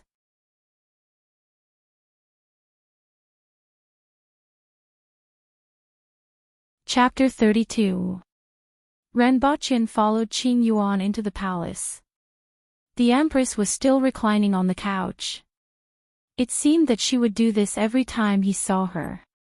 She liked to recline. In other words, Renbochin suddenly noticed a problem. The couch was very wide. A normal person sitting on it wouldn't be able to lean against the back. Furthermore, it would be very far away. It would definitely be uncomfortable to sit like this. This discovery made Renbochin think of something.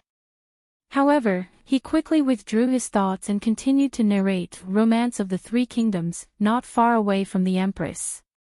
After narrating for 2 rounds, the sky was already dark. The Empress then asked him to stop. You disappear every 3 days. What are you doing? The Empress asked lazily while squinting her phoenix eyes. Renbochin's heart skipped a beat when he heard this. Beads of perspiration rolled down his back and forehead. Although he knew that this day would come, he still wanted to hide it for a period of time. This was because he couldn't explain his disappearance every 3 days. When he was discovered, the higher his status, the more secure his safety would be. Previously, when he found out that the people of Dayo were all boorish and straightforward people, he was more or less relieved. He thought that perhaps he wouldn't be discovered so quickly. When he was in prison, no one should have discovered him. He didn't expect to be discovered after leaving twice. Although the Empress had a lazy look on her face, Renbochin suspected that he would be beheaded if he didn't answer well. Both of you can leave. The Empress waved her hand at the maids beside her. Following which, the hall fell into silence.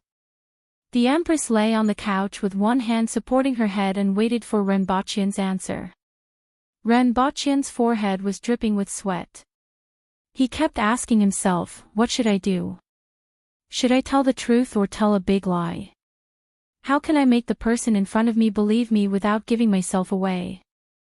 Renbochin hesitated for a long time and was prepared to tell a big lie. If he couldn't hide it, he would tell the truth. Your Majesty, forget it. I don't want to listen to lies. I know you have secrets. Everyone has secrets. When you appeared, it was very unexpected. Naturally, you have more secrets than others. It doesn't matter if your background is unknown. I don't care where China is. However, you have to show your value. As long as you have the ability, I can use you. I can give you whatever you want. Go down. Just as Renbochin was about to open his mouth, the Empress suddenly spoke. Renbochin didn't know whether he should be happy or sad about the content of her words. He was happy that after hearing the Empress's words, she would no longer pursue the matter of his origins and his disappearance every 3 days. In the future, he could be at ease. Even if he suddenly disappeared, the Empress wouldn't say anything as long as he displayed his ability and value.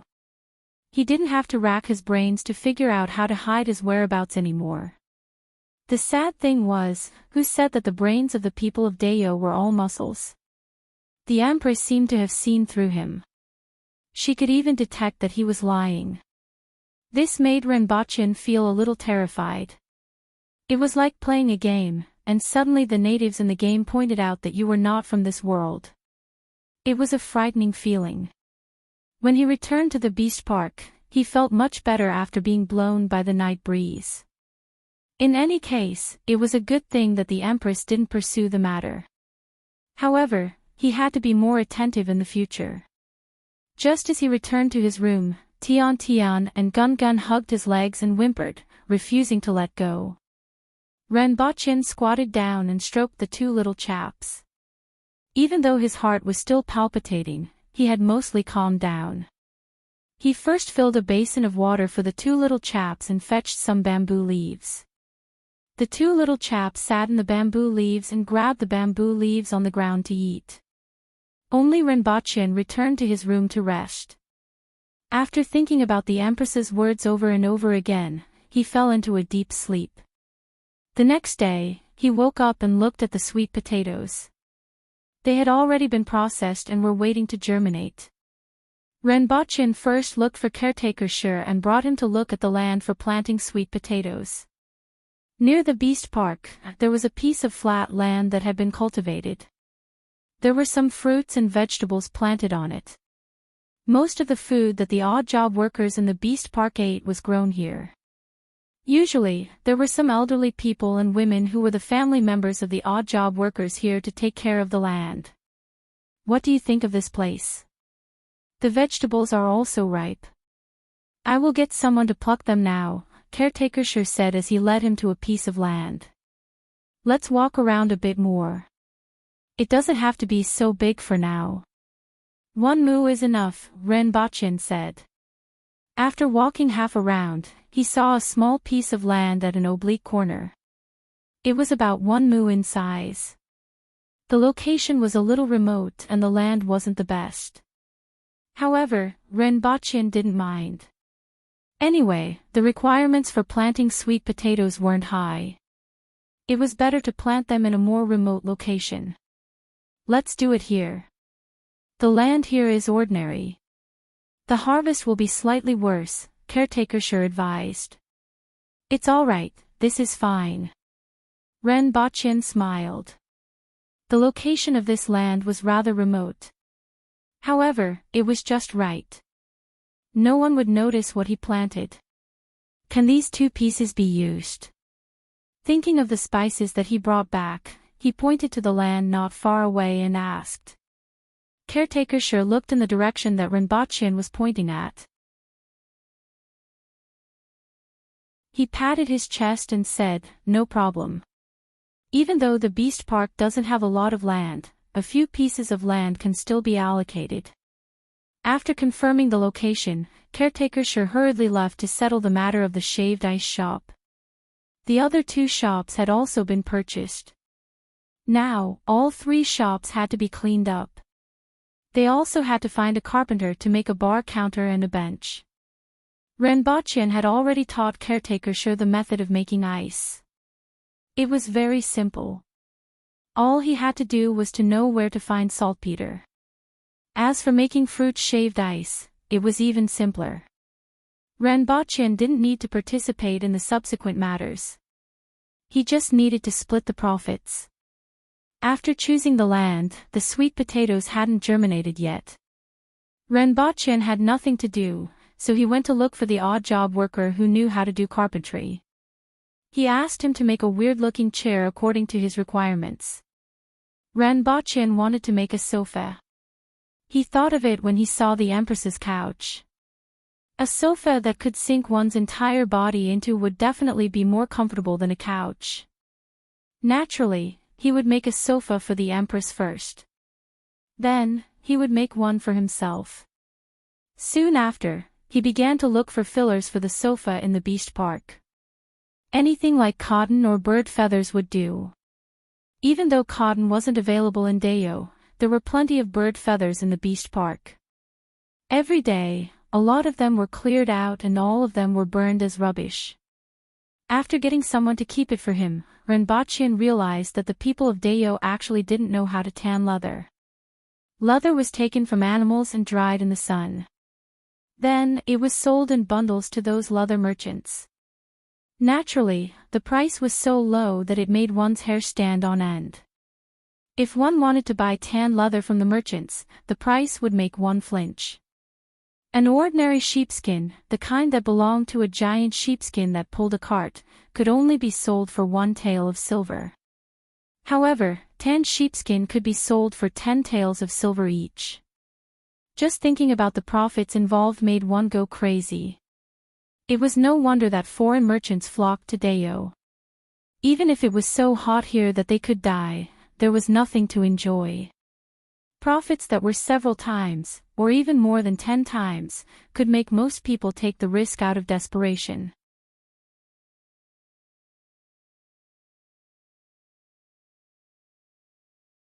Chapter 33.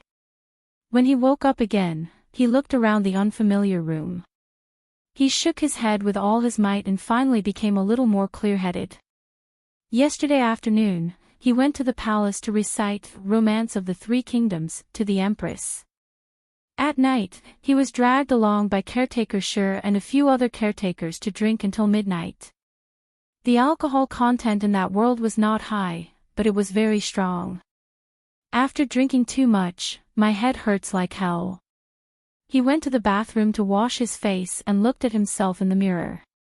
During this period of time, he had become much darker and more muscular. It couldn't be helped. In that world, they ate meat for almost every meal, and there were fewer things like noodles and vegetables. After a period of time, it was easier for people to gain weight. Turning on his phone, there were 3 missed calls. 2 of them were from Ching, and the last one was from someone that surprised him. It was Dong Haiqing, whom he had exchanged phone numbers with the other day. I don't know why she called. Renbachian thought about it. She seemed to have said that she wanted to get together with her local classmates. It should be about this. He didn't plan to return the call. Instead, he went online to search for the methods of tanning furs and skins. From several tanning methods, he chose 2. One was the alum tanning method, and the other was the tanning method. He needed alum and mirabolite respectively. Both of them could be found in that world. After all, he couldn't bring the materials back by himself every time. After daybreak, he went out for breakfast and drove to buy alum and mirabolite. Then, he went to a few iron and welding shops to find someone to make a homemade fan. This was something that Renbachian had just thought of. After all, people in modern society knew a lot about fans, so it was easy to make them. He could take the finished product back and find someone to copy it. He went to a few shops and offered 3,000 yuan. Finally, someone accepted the job and could collect it the next day. Furthermore, the other party's words reminded him of something else, the air cooler. This was also very easy to make. They just needed to put a box outside the fan and put a curtain in front of it to guide the water. As for the water circulation system, there was no need to consider it. When the time came, it would be easier to put a water tank on top and pour water in. He bought some food and went home. Every time he woke up, it was already the 10th day. The food in the fridge had to be changed every time. After a few times, most of the food in the fridge was sausages, which were not easy to spoil. Just as he reached home, his phone rang. Renbachian saw an unfamiliar name on the screen. It was Dong Haiqing. After some thought, he answered the phone on the 5th ring. Renbachian. 8,000 years old. Dong Haiqing's voice came from the other end of the line. When Renbachian heard this nickname that he hadn't heard for a long time, he felt slightly embarrassed. Ever since he was young, he had only had this nickname. Regardless of the new environment, it wouldn't take long for this nickname to be called again. It had to be said that in certain aspects, people's thoughts were similar. Dong Haiqing didn't mention it the last time they met, so he thought she had forgotten about it. He didn't expect it to be brought up this time. It's me. It's really not easy to find you. Dong Haiqing laughed heartily on the other end of the phone. I just came back from out of town. Oh. Are you going to the class reunion tonight? You're the only one left in the city, Dong Haiqing asked. Who are they? After Renbachyan finished asking, Dong Haiqing mentioned 6 names, including Qin Bing, who was mentioned the other day. He didn't know anyone, or rather, he didn't know anyone in school. Even if they were roommates, they only nodded at each other. What? Do we have to see if there's a girl of our dreams at a class reunion? Is it so difficult to invite Bakiansui now? Dong Haiqing said. Alright, I'll go, Renbachyan said helplessly. That's settled then. I'll send you the address at 6 p.m. Dong Haiqing hung up the phone. Renbachyan turned on the television and stared blankly for a while. Then, he went online to search for information. After all, he couldn't go online every time he discovered a problem. Although it was fortunate to be able to travel between the 2 worlds. However, Renbachyan couldn't guarantee that he wouldn't be able to travel to another world after he returned. It would be fine if he stayed on Earth, but if he stayed in that world, it would be better to memorize the knowledge. In the afternoon, Renbachyan calculated that it was about time.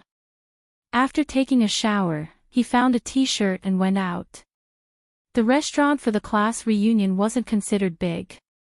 After all, they had just graduated and didn't have much money. But from the outside, the restaurant looked quite exquisite. Dong Haiqing and another pretty girl were standing at the entrance. Seeing Renbachyan's Audi A6L, Dong Haiqing's eyes lit up. You're here. I've created an opportunity for both of you. You must grasp it. I really didn't realize that Renbachyan had such a strong foundation. The other girl was naturally Qin Bing. When she was in school, there was a period of time when she was attracted to Renbachyan. She even had the thought of pursuing him. In the end, after Dong Haiqing found out, she said, Renbachyan doesn't have the looks, doesn't have the family background, and doesn't have the ability. She thought about it for a long time, but in the end, nothing came of it. Back then, the unripe fruit in his heart had quietly rotted away and fallen to an unknown place. During this class reunion, Dong Haiqing suddenly told her to grasp the opportunity to see if she could get together with Renbachyan. She also said that she found out that Renbachyan was actually a rich second-generation heir. This made her feel an indescribable feeling in her heart. She felt a little bitter and wanted to cry. Hey, Renbachyan, you're finally here. If I don't invite you today, I won't be able to explain myself, Dong Haiqing shouted at Renbachyan, who had just gotten out of the car. Renbachyan waved his hand. When he entered the restaurant, he saw Dong Haiqing and Qin Bing standing there. Long time no see. You seem to be doing well. Qin Bing sorted out her emotions and greeted Renbachyan. Renbachyan didn't know what to say. A month ago, he was still earning a salary of 3,000 to 4,000 yuan and living in a cramped room. A year's salary was only enough to keep himself warm. But now, he had become someone who made a name for himself in the eyes of others. For a moment, he couldn't adapt to this change. Let's go. Everyone has gone in. You're the only one left, Dong Haiqing said to him.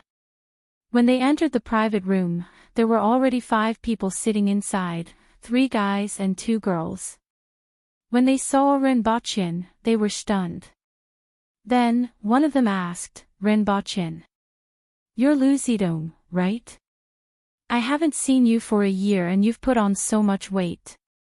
Renbachyan smiled and extended his hand to shake hands. The person in front of him had a square face and looked to be at least 180 kilograms.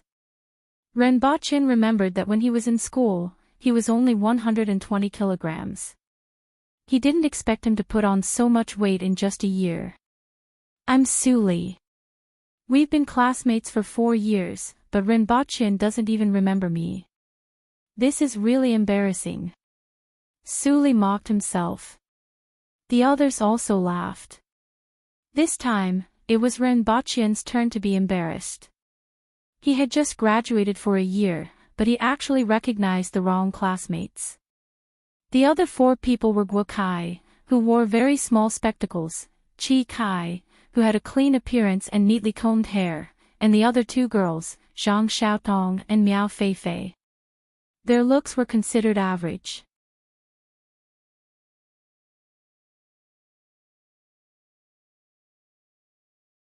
Chapter 34.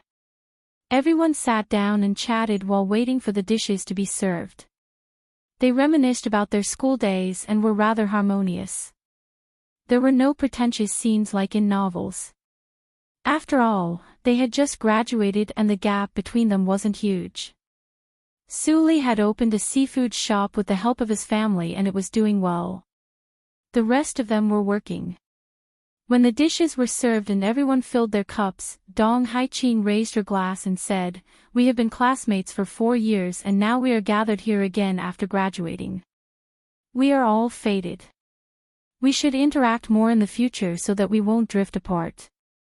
After finishing her sentence, she downed her glass immediately. Seeing that she was so straightforward, everyone felt embarrassed to hide it and drank it all in one gulp. After drinking a glass of wine, everyone became much more friendly. Rinpoche listened at the side and rarely interrupted. He didn't participate much in school matters and had nothing to say. Dong Haiqing and Zhang Bing asked him about it from time to time and tried to lead him into their conversation. Unfortunately, Rinpoche had nothing to say and would stop after 1 or 2 sentences. After 3 rounds of drinking, Guo Kai, who had the lowest tolerance for alcohol, started to talk about his company's prospects and how he was valued by the leaders. Suli, Guo Kai, Miao Feifei and the rest responded from time to time, which made Guo Kai even more enthusiastic. The other Guo Xiaotong was already covering her head with her hands and basically didn't say a word. It seemed like she didn't usually drink, but she drank a lot today. Rinpoche could tell that Guo Kai's gaze was always on Chen Bing, who was beside him. Dong Haiqing was too gorgeous and Guo Kai felt that he couldn't match up to her. Chen Bing wasn't bad looking either. She gave off an innocent vibe and was the type that many men liked. Even though her legs were a flaw, a long dress could completely cover it up and she would be very eye-catching when she walked on the streets. Therefore, it was normal for Guo Kai to be interested in her. In the animal kingdom, birds had to display their beautiful feathers in order to woo their mates. Animals had to show their claws and teeth and compete with other males. Humans did the same. Whether it was appearance, height, temperament, character, skills, future, or money, they were no different from birds displaying their feathers. It was just that some people cared more about appearance, some cared more about character, some cared more about potential, and some directly expressed that they only cared about money. As Rinpoche was thinking about this, he felt a little bored as he watched the few of them chatting animatedly. While Guo Kai was displaying his feathers, Chen Bing's attention was never on him. From time to time, she would turn her head and tell him about the interesting things that happened during her work. Rinpoche, on the other hand, was focused on listening to her. The way the 2 of them whispered to each other, in Guo Kai's opinion, made Guo Kai somewhat unable to restrain himself. He originally thought that he would have a chance to meet his old classmates here, but the other party seemed to be more interested in Rinpoche, which made him somewhat indignant. What did the other party have more than him? Wasn't he just a little better looking? In society, it was more important to look at ability, connections, and to put it bluntly, money. Even though he didn't have one now, Guo Kai reckoned that his future was much better than Rinpoche's. Yes, even though Rinpoche didn't have the face of a celebrity, he was still considered delicate and pretty. It was easy for people to have a good impression of him. Although he wasn't as strong as him, he was more than enough to surpass him. Once again, when Chen Bing whispered to Rinpoche, Guo Kai couldn't help but ask, "Ba Qiansui, what have you been up to recently?" Rinpoche tilted his head. He seemed to have asked this question just now. Seeing that the other party was still looking at him, he replied, "I haven't done anything. I'm just squatting at home and living off the leftovers." "Oh, I see." Guo Kai nodded his head and didn't say anything else. After all, he had already entered society and wasn't a fool. He wouldn't say things that were too overboard. All he wanted was for Rinpoche to say it once more. Rinpoche also smiled. He knew what the other party was thinking. However, looking at Guo Kai's flushed face, he knew that he had drunk too much. Dong Haiqing looked at Guo Kai, then looked at Rinpoche. She didn't tell him that Rinpoche was a second-generation nouveau riche and that he could earn as much as others who had to work their whole lives just by sitting at home. After all, he was a second-generation nouveau riche and they were classmates. This was a scarce resource. She told Chen Bing because Chen Bing wasn't scheming and was easier to manipulate. If Chen Bing and Rinpoche got together, she would also gain a lot of benefits. As for the others, there was no need for her to tell them. It would be best if the others treated Rinpoche as an ordinary student who didn't have a sense of presence in school. The few of them drank some more. After Guo Kai had overdosed, he drank cup after cup. He sat there swaying. Dong Haiqing said, "I think everyone has drunk enough. We still have to work tomorrow. Let's call it a day. Let's meet another day. Let's exchange contact details and keep in touch in the future. Since everyone has just started work, let's go Dutch. Let's see how much it costs later. Don't mind, going Dutch is looking down on us guys. Today's meal is on me," Su Li said. "Forget it, I'm happy to see my old classmate today. I'll pay for it. I'll fight with whoever tries to snatch it from me," Guo Kai said as he pulled Su Li aside. He stood up and rushed to pay the bill. In any case, Rinpoche didn't care how he was going to pay. He could go Dutch or treat himself. However, since Guo Kai insisted on paying the bill, he simply sat on the stool and didn't move. In the eyes of others, he was just sitting there and waiting for the result. He had no intention of paying at all. After Guo Kai and Su Li left, Rinpoche looked at the rest of them. Zhang Xiaotong was the only one who needed someone to take care of her. The rest didn't have much of a problem. Hence, Rinpoche followed them out. "What's the matter? You. Why are you gesticulating with me?" Just as they reached the hall, they heard Guo Kai's drunken voice. Guo Kai and Su Li were standing in front of the bar counter. The person they were talking to was a girl behind the counter. She was gesticulating with her hands anxiously. "Is this sign language?" Rinpoche took a glance. The cashier of the restaurant was a disabled person. This was really strange. He didn't have any opinion on it. Disabled people also needed to work. It was just that it was rare to see them in places like restaurants, especially when they were cashiers. "I told you to pay the bill several times. Why are you pretending not to hear me? Then, you gesticulated with me. Are you pretending to be mute?" Guo Kai had drunk quite a lot of alcohol just now. At this moment, his face was flushed. He slapped the counter and shouted at the top of his lungs. His voice was drunk and somewhat unclear. However, his words still attracted the attention of many customers. "I'm sorry, sir. And Fei has a hearing impairment. Her hearing aid isn't working today, so she can't hear what you are saying." A waiter in his 20s hurriedly came over to explain when he heard the commotion. The girl named Fei also quickly wrote the words, "I'm sorry," on a piece of paper. Then, she raised it with her hand. All right. Su Li tried to smooth things over with Guo Kai. Guo Kai pushed Su Li away and said, "Yo, this is the first time I've met a mute person who can't hear at the bar counter. Your restaurant is really creative."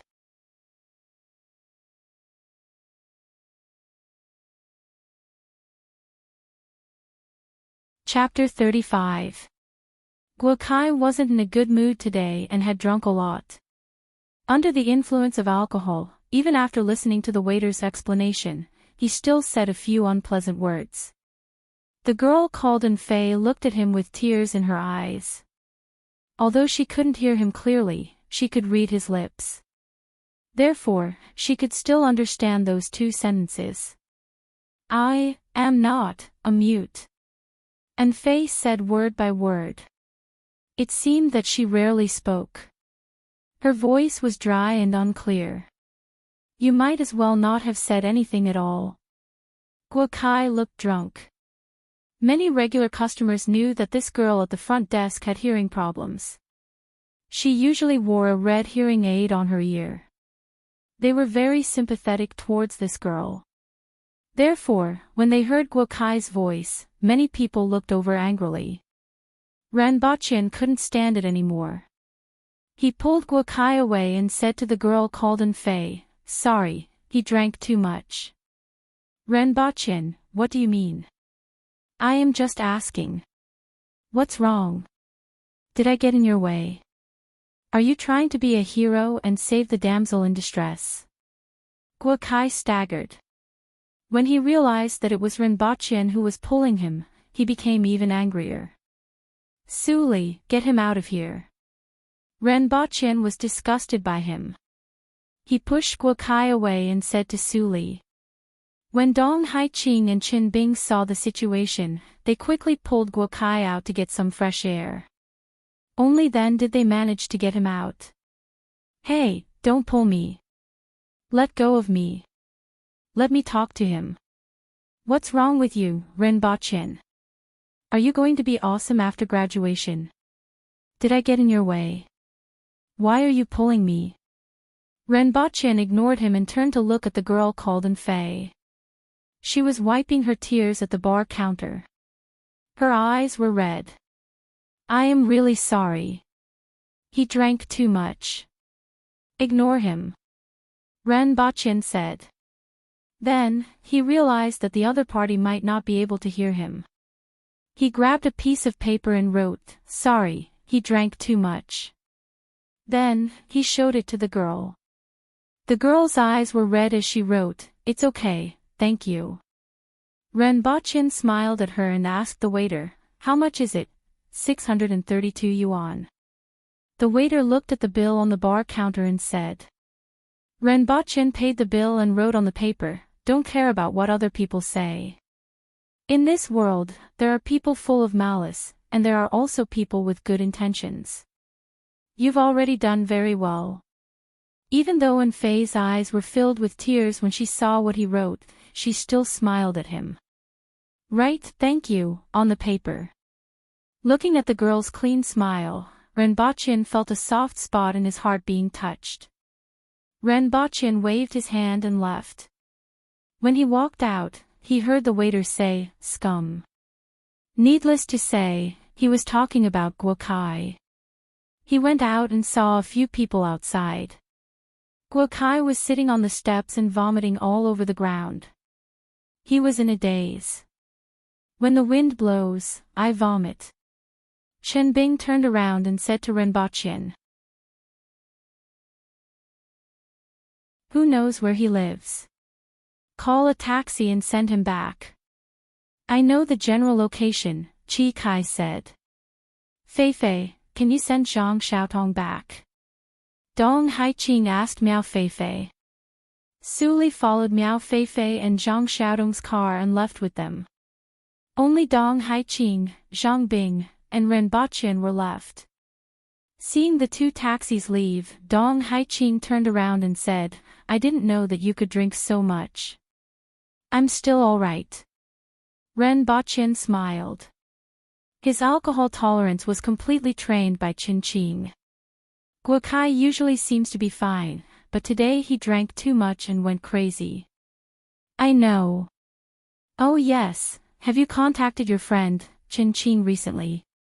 Dong Haiqing asked. I just came back and came here after receiving your call. I haven't contacted him, Ren Baqian replied. Even if he had contacted her, he couldn't tell her. Only God knew what happened between her and Enchanting. Furthermore, Enchanting had always been a walking canon. He changed girls every day.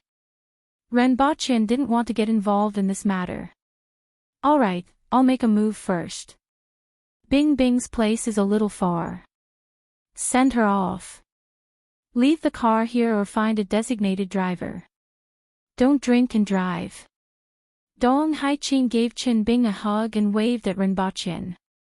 Even though she was a little scheming, interacting with Dong Haiqing made him feel comfortable. Understood. Goodbye.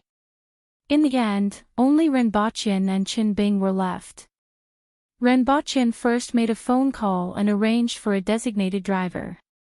After which, he was told that the driver would arrive in half an hour. Wait for a while, Ren Baqian turned and said to Qin Bing. Qin Bing tucked her hair behind her ears and looked at Ren Baqian. You have changed a lot. Really? Ren Baqian touched his face. I haven't seen you for only a year. There shouldn't be much change. Your appearance hasn't changed much, but your entire personality has changed. Qin Bing carefully looked at Ren Baqian's eyes and said, in the past, if I looked at you like this, I wouldn't know where your eyes would be looking. Ren Baqian touched his nose. In the past, he was indeed like this. He didn't like to look at others and would subconsciously look away. In the past, I didn't realize that you were so manly. Qin Bing pursed her lips and smiled. It's a little unexpected. Why do you say that? Just now, when you pulled Guo Kai away and asked Su Kai to get him out, I didn't expect you to take the initiative to interfere in certain matters. From what I remember, you never took the initiative to participate in anything.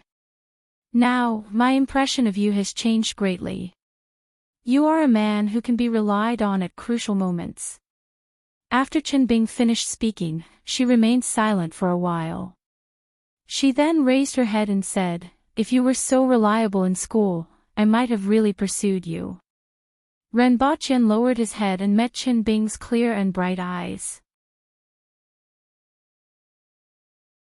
He subconsciously looked away and said, it seems that the impression I gave others in the past was really unreliable. Qin Bing saw that he had shifted his gaze away and looked into the distance nonchalantly. That's right. Think about it, how can a person who is always silent, doesn't participate in anything, and never expresses himself be reliable? Ren Baqian thought for a while and had to admit that what Qin Bing said was right. He had always been like that. It seemed that only in that world would he take the initiative to do something. The main reason was that he could see returns for everything he did. Furthermore, he was unique. What he had was something that no one else had. Perhaps it was because of this that he would want to express himself and take the initiative to do something. The two of them chatted idly.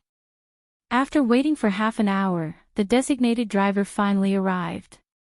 After sending Qin Bing to her neighborhood, Ren Baqian then returned to his own place. Lying on the bed, Ren Baqian thought about tonight's class gathering. He really didn't have any thoughts about Qin Bing now. Then, he thought about what he was going to do when he returned to the other world. Should he look for a chef to learn how to cook? Although he could cook a few dishes, they didn't look that good. At most, it would be a fresh experience for others.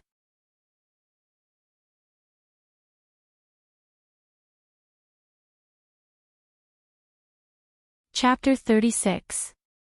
After staying at home for 2 days, the next time he woke up, he was awakened by the heat. Just by feeling the stuffy heat in the room, he knew where he was. Looking at the sky outside, the sun had just risen. It was probably around 4 in the morning. He should sleep for a while more. However, it didn't take long for him to break out in a sweat after lying on the bed. He began to miss the air-conditioned room. He held the finished fan in his hand, and there was a rope at the bottom. He pulled the fan, and it started to spin. When the rope reached its end, it automatically retracted, and the fan continued to spin in the opposite direction. Although the spinning time was not long, the wind was much stronger than the fan. After playing with the fan for a while, he still felt hot, so he changed his clothes and went out for a walk. He planned to go to the ice house and bring back a block of ice. As soon as he pushed the door open, he saw two black and white guys sleeping soundly on the stone slab by the door. Renbochin poked them twice with his finger, and one of them hugged his hand so that he wouldn't do anything funny. Then, they went back to sleep. Renbochin carefully withdrew his hand and went straight to the ice house to get a piece of ice. He placed it at the head of the bed and finally felt a little more comfortable. He went back to sleep. When he woke up, it was already 7 or 8 o'clock. First, she looked at the sweet potatoes in the room. The parts that were exposed to the water had already sprouted. In a few days, they could be planted in the ground. He first went to the kitchen to get a bowl of porridge to drink, then dragged 4 or 5 odd job workers to the fields. The crops on the few plots of land that day had already matured. This time, when he came over, he found that the crops had already been picked. Replant these 2 plots of land. Let's plant something good, Renbochin said to the rest of them. How big of a ridge do you need? An older man asked. Since the crops were different, the ridges in the fields were also different in size. For those who had done farm work, this was something that even children knew, but for the children in the city, there were not many who knew this. If Renbochin hadn't read a lot of information these few days, he would have been dumbfounded when he heard this question. First, the 2 plots of land were divided into 5 portions. Then, the requirements for each portion were stated. Everyone expressed that they understood. After throwing all the work to them, he strolled back. No wonder so many people wanted to become officials. It felt good to throw things to others to do. When he returned, he went to look for caretaker Sher, but he saw that he was busy. Renbochin waited at the side for a while and got caretaker Sher to write a slip for him to go out. When you go out, take 2 servants with you. Don't go out by yourself. One look and I can tell that you're not from Dayo. It's easy to get into trouble if you go out by yourself, caretaker Sher warned. It's not that messy, right? Renbochin was shocked when he heard caretaker Sher's reminder. It's not chaotic. However, your arms and legs aren't big enough for me to pinch you. If anything happens to you, it will be troublesome, caretaker Sher said as he sized up Renbochin. Renbochin thought about it and felt that his physique wasn't strong enough to be pinched by someone. Just the odd job workers in the beast park were all tall and sturdy, and each of them could fit in 2 people. He reckoned that even if he tied up 3 to 5 of himself together, he wouldn't be able to defeat one person. Also, the chefs in the imperial kitchen could smash a 10-centimeter thick chopping board into pieces with a single slap.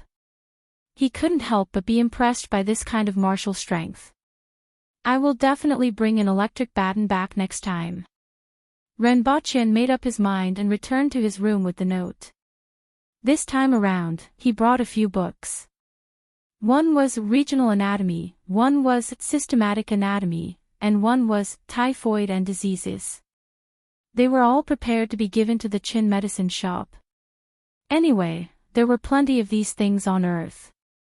It would be good if he could teach them to others in this world and save a few more lives. Knowledge was precious, and it was even more precious in this world.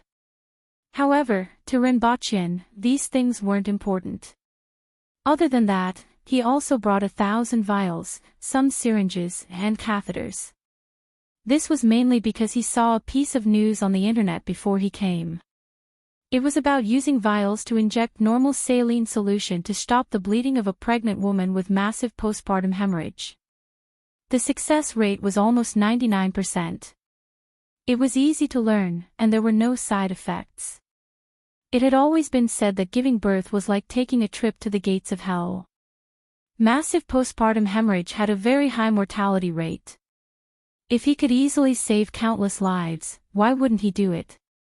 After that, he bought a lot of vials. He could still remember the expression on the girl's face when she looked at him in the medicine shop. He reckoned that she didn't treat him as a good person. A normal person definitely wouldn't buy so many vials at once. Other than these, he also bought alum and mirabolite, which were used to tan animal hides. The food in Deo was mainly meat, such as cattle and sheep. There were a lot of cattle and sheep hides in the beast park. They were of low value and could be used to make sofas after tanning them. After sorting out the items, Renbochin went out and found two burly odd job workers. One of them was called Tinghulu, and the other was Tai Dao. They were very diligent and straightforward, but they weren't considered smart. The two of them carried the items and followed behind. The three of them went straight to the Qin medicine shop. Not long after entering the city, Renbochin saw a few people fighting in front of him. There were also many people watching and cheering at the side.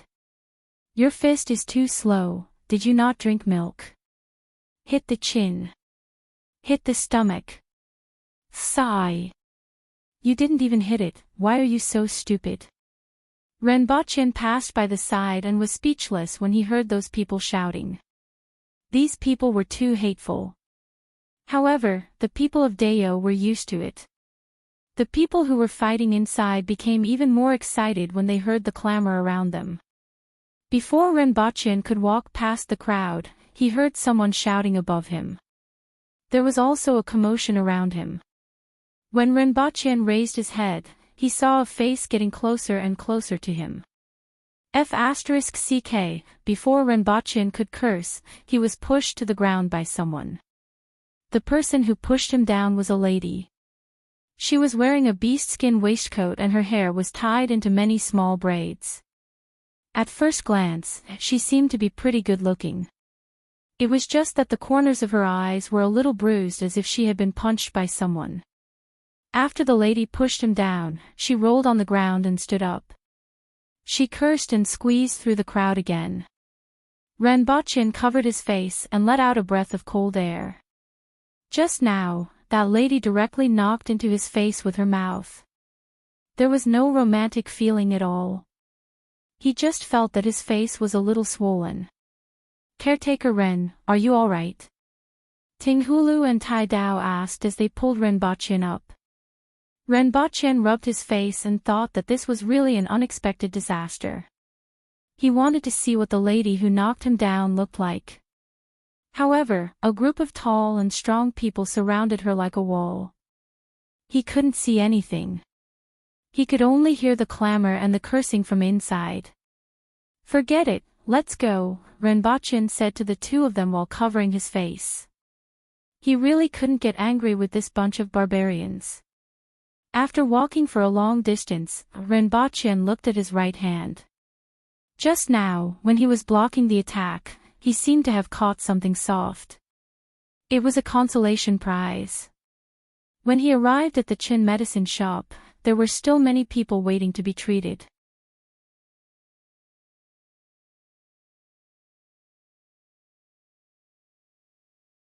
Chapter 37. There were all kinds of herbs in the house. Once they entered, they could smell the strong smell of traditional Chinese medicine. The three of them put down their things.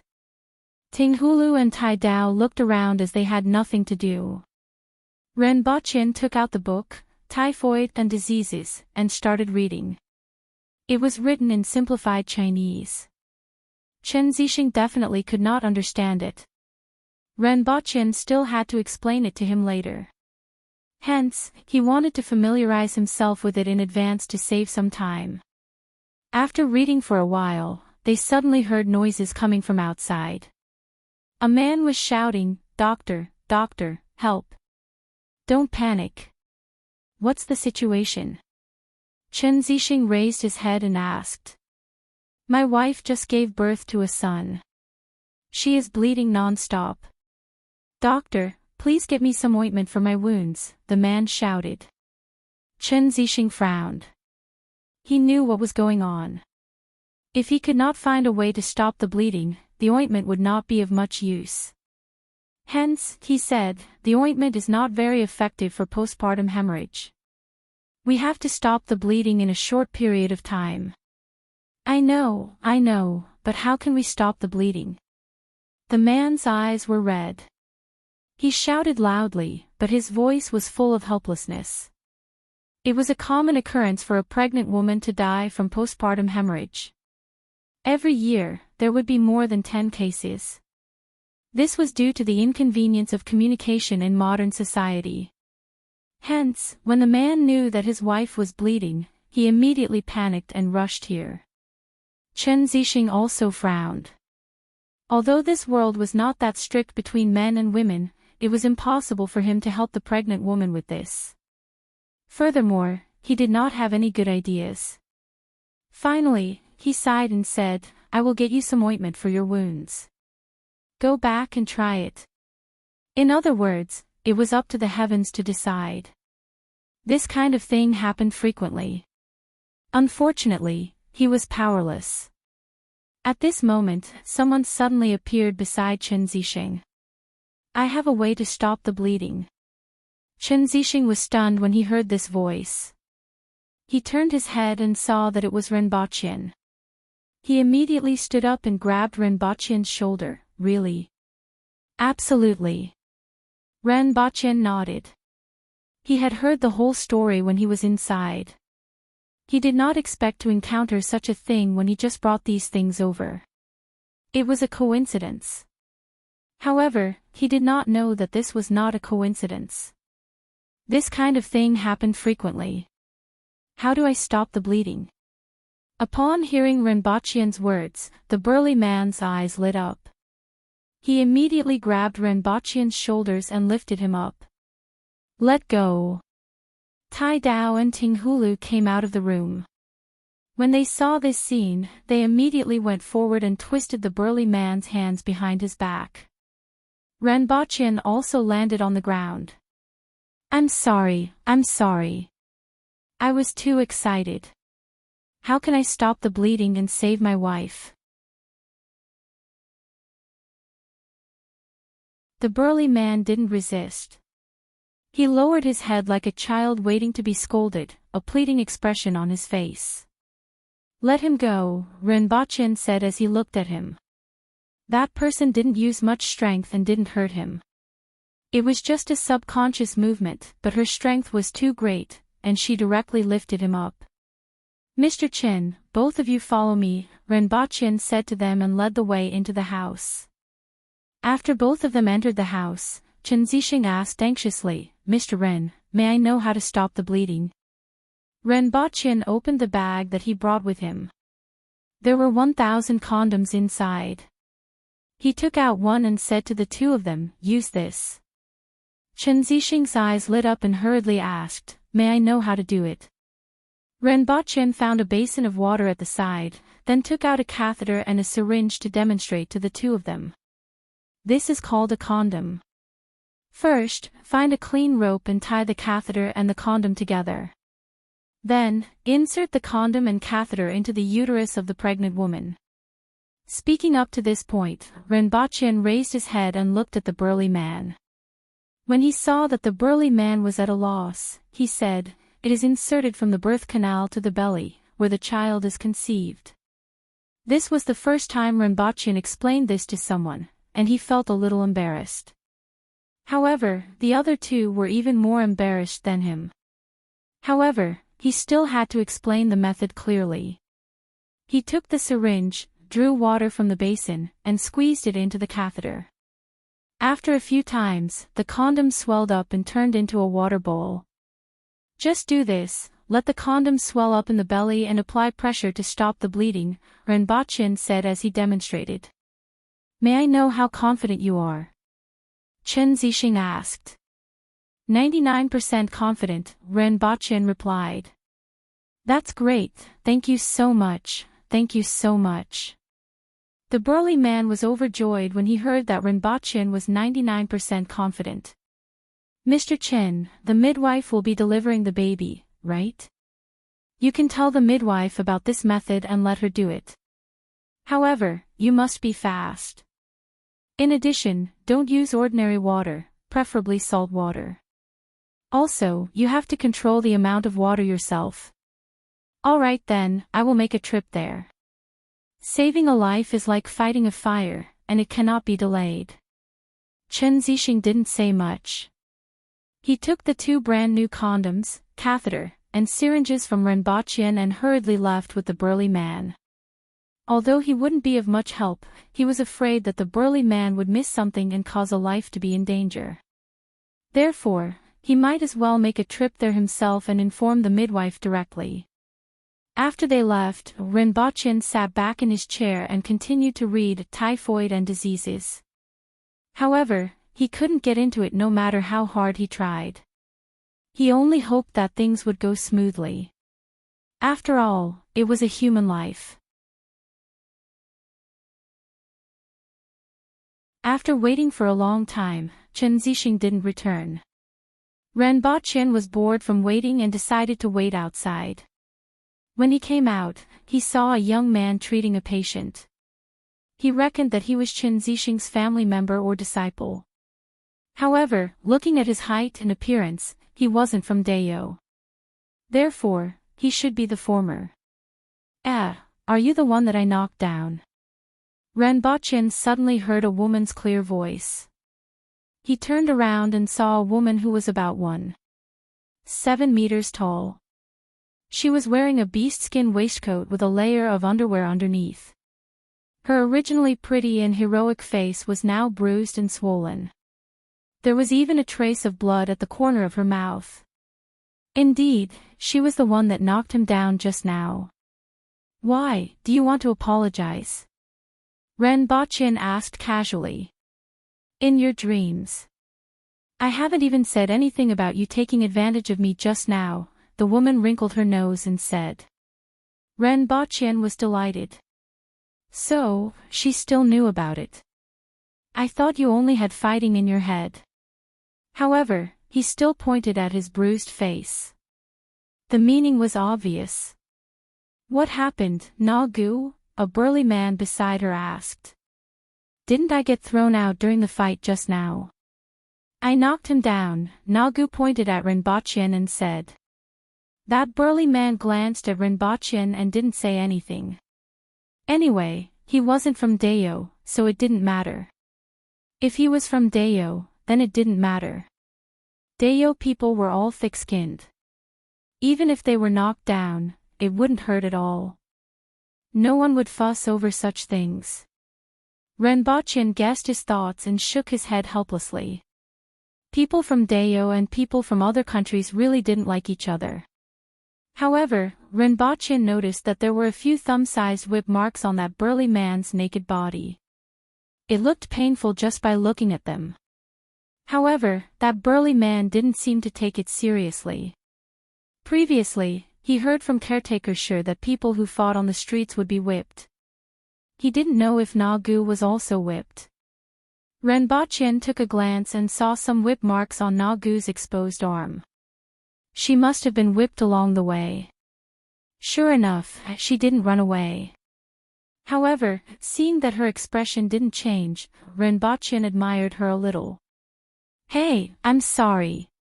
Just as Rinpoche was about to leave, Nagu said straightforwardly.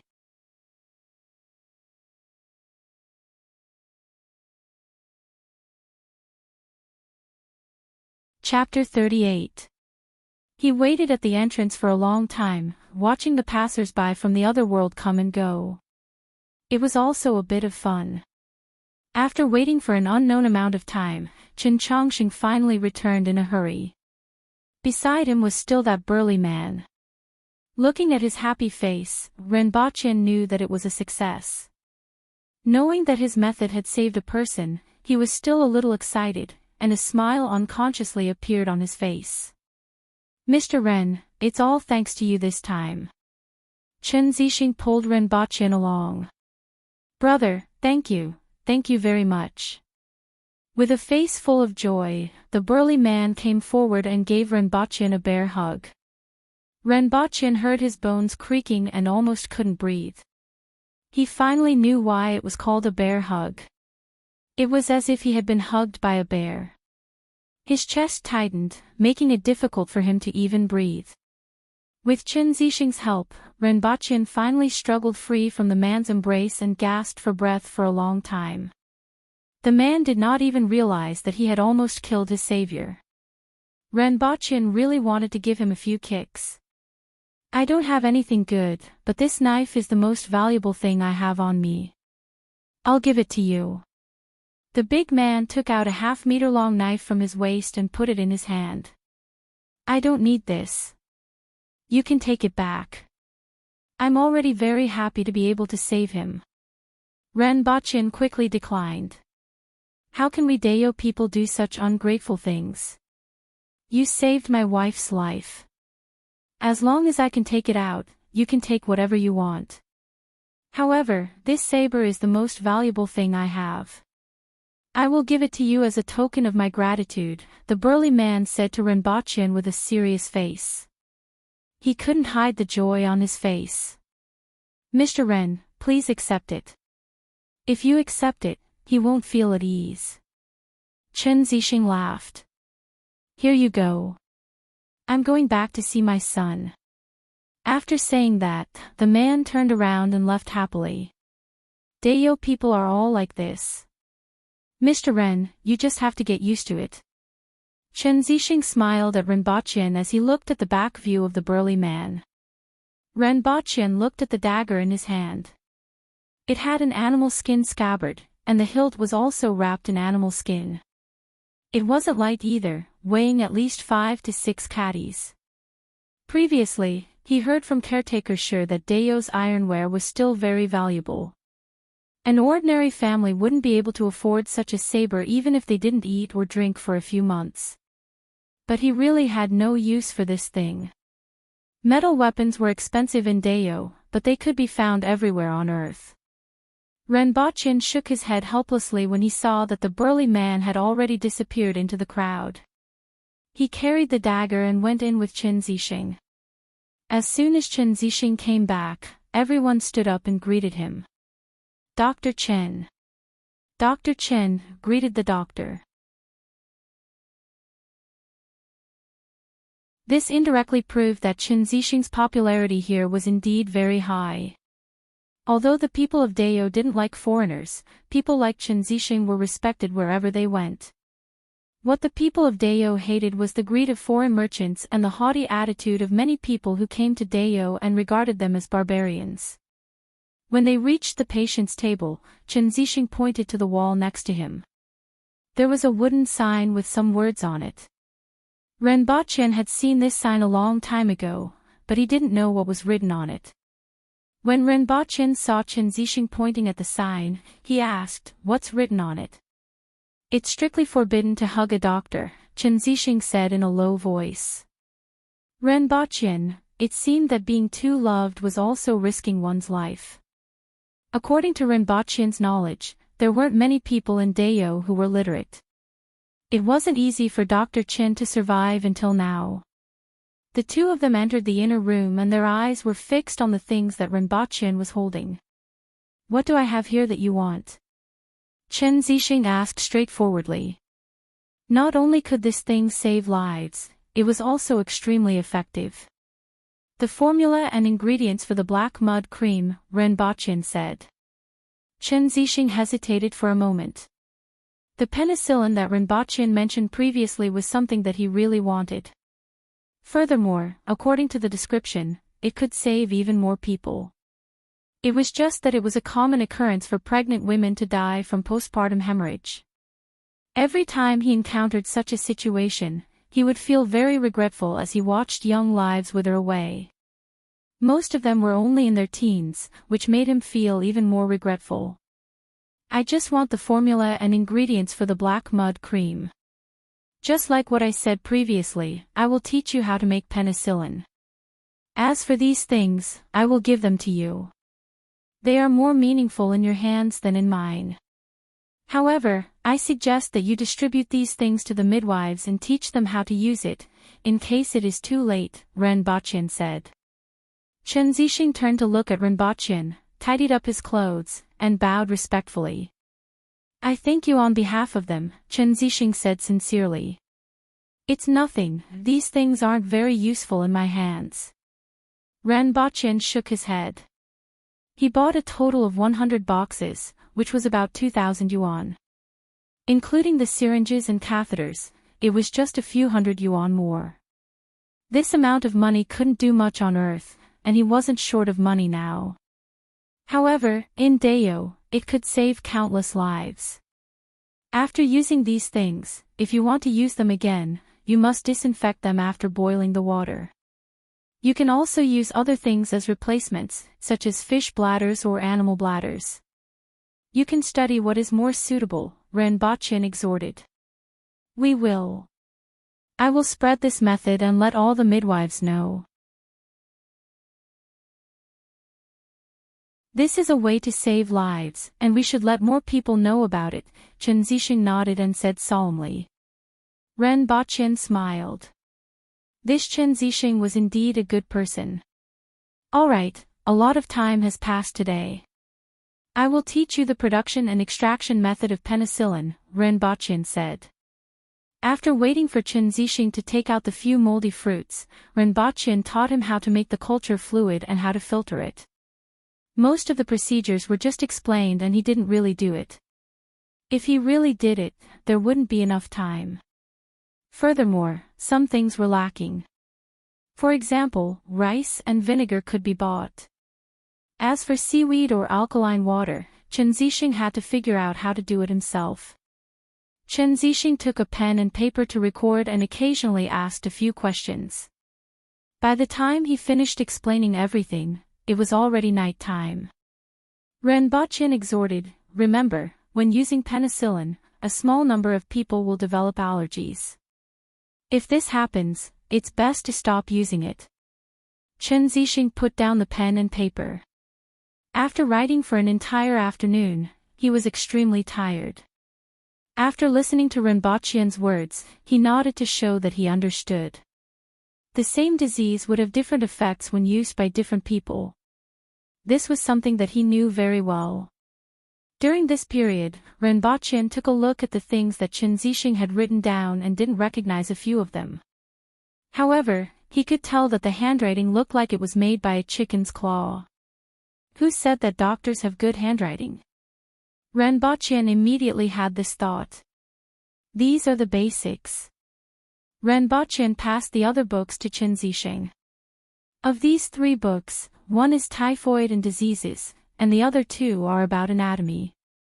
They are a different kind of medical theory and are different from your medical skills. They don't talk about looking, listening, asking, and feeling the pulse. They specialize in studying the structure of the human body. You can also refer to them. However, I don't think you can understand the words. I don't have time today. I will translate them for you when I'm free. Chen Zixing took the books carefully. He knew the value of books, especially those that hadn't appeared in the world.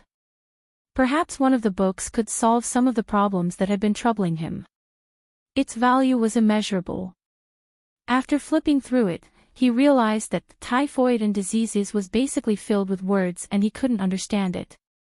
The other 2 books were about the structure of the human body and had many anatomical drawings. Chen Zixing flipped through them and asked, how did they study it? How can the drawings be so similar? They probably used corpses to study it, Renbachien replied with uncertainty. He didn't know much about the development of Western medicine. No matter how they studied it, knowledge is always correct. That's true. Chen Zixing nodded.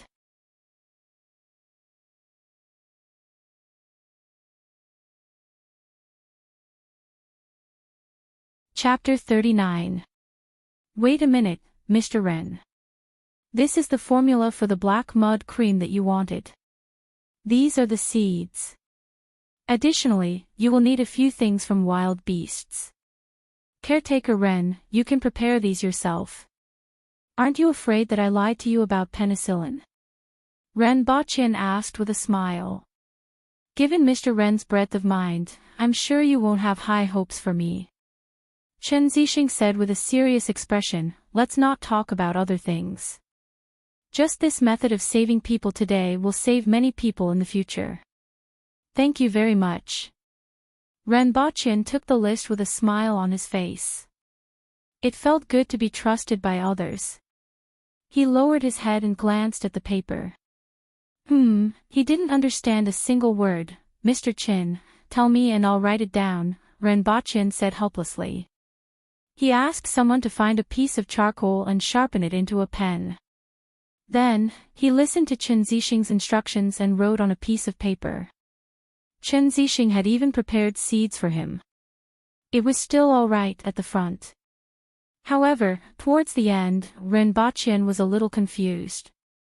There was a six-horned dragon that was dried and ground into powder. Ren Baqin's mind was filled with question marks. What was a six-horned dragon? It couldn't be a real dragon, right? Ren Baqin knew about grinding earth dragons into powder. Earth dragons are earthworms, right?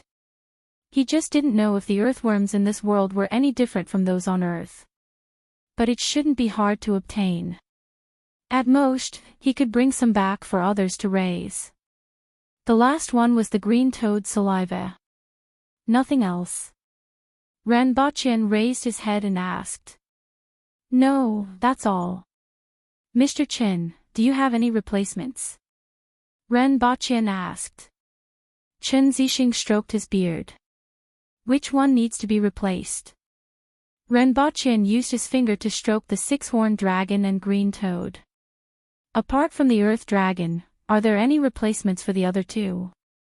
These things aren't hard to find.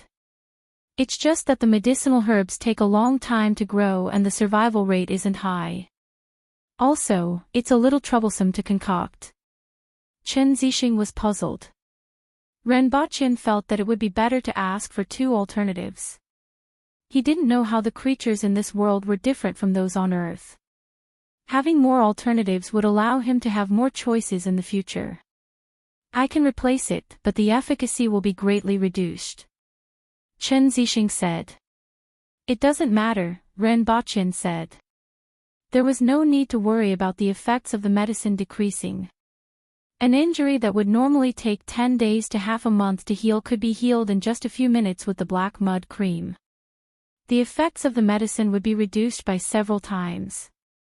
Even if it lasted for a few hours, a day, or even 2 days, it would still be acceptable. Chen Zixing mentioned 2 more ingredients, and Ren Baqin wrote them down. Then, he carefully kept the paper in his pocket. I see that your writing is similar to the writing in the books you gave me. I've never seen it before. May I know where Mr. Ren is from? Chen Zixing asked curiously. He had been holding back this question for a long time, and only now did he ask it. China. You definitely haven't heard of it, Ren Baqin replied casually. Chen Zixing pondered for a moment. There was indeed no country called China in his memory. Mr. Chen, do you have earth dragons, six-horned dragons, and green toads? Ren Baqin asked. Since the black mud cream was made by the Qin family medicine shop, it was very likely that there were ready-made materials here. There are indeed some. What Chen Zixing said was exactly what Ren Baqin thought. Chen Zixing then led them to the backyard. Just as Ren Baqin thought, the earth dragon was an earthworm. Chen Zixing had dried them, so there was no need for Ren Baqin to bring them back. He would first go back and see if the earthworms on Earth could work. As for the six-horned dragon, it was kept in a jar filled with water. It was golden in color, had 6 small horns on its head, 4 limbs, and a tail. It seemed to be an amphibious creature. Ren Baqin looked at it for a long time and felt that it looked like a salamander, but he wasn't sure. The green toad was the size of 2 palms, and its body was rather huge. Its back was full of bulging dots. When Renbochin heard its name, he thought it would be green in color, but it was actually brown. According to Chen Zixing, this thing was green before it matured, and it would only turn brown after it matured. Can you give me this 6-horned dragon and green toad? Renbochin asked. Chen Zixing stroked his beard and said, this is a small matter. However, Mr. Ren, you have to take note that if you touch the green toad with your skin, you will get a rash that is painful and itchy. If you want to cure it, you can only apply the juice of the 9-wood flower to the rash. Otherwise, you will have to wait for a month for it to slowly fade. If you want to extract its saliva, you just need to smear honey on a wooden stick and lick it clean. Understood, thank you. Renbochin was delighted. He didn't expect things to go so smoothly. He had already obtained the formula and ingredients for the black mud cream. He just needed to bring it back to Earth and hand it over to Qingqing. After that, it would depend on their research. Alright, it's getting late, I still have to go back. I will teach you some other day. You can try the production method of penicillin and verify its effects. The earlier this thing is produced, the more people can be saved. Renbochin asked the two of them to carry the jar and asked for some 9-wood flowers. After asking them what they ate, he stood up and bade them farewell. Mr. Ren is kind, I admire you very much, Chen Zixing said. I just want to save as many as I can. Human life is precious, Renbochin said. However, he didn't notice the looks of admiration on Tinghulu and Tai Dao's faces. They had witnessed everything that happened today from start to finish, and naturally knew the cause and effect. Not to mention other things, Renbochin's act of teaching others his skills just to save a few strangers made them admire him from the bottom of their hearts. On the way back, Tinghulu and Tai Dao looked at each other with the jar in their hands and shouted, Caretaker Ren. What's the matter? Renbochin was in a good mood.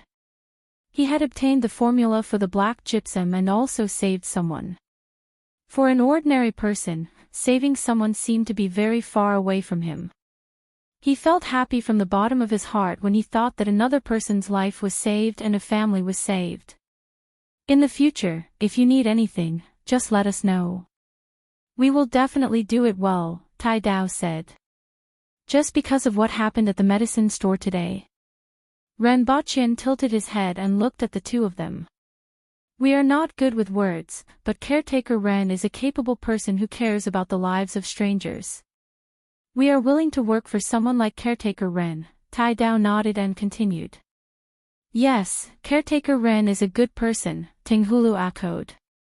Haha, that's good, Renbochin said happily and patted their shoulders. As for the specifics, he would see in the future. On the way back, Renbochin looked at the dagger in his hand and thought to himself, could all the daggers in this world be divine weapons? Perhaps the dagger that person gave him could cut through iron like mud. Thinking of this, he pulled out the dagger. The blade was black, half a finger thick, and there were some rust stains on it. No matter how he looked at it, it did not look like a divine weapon at all.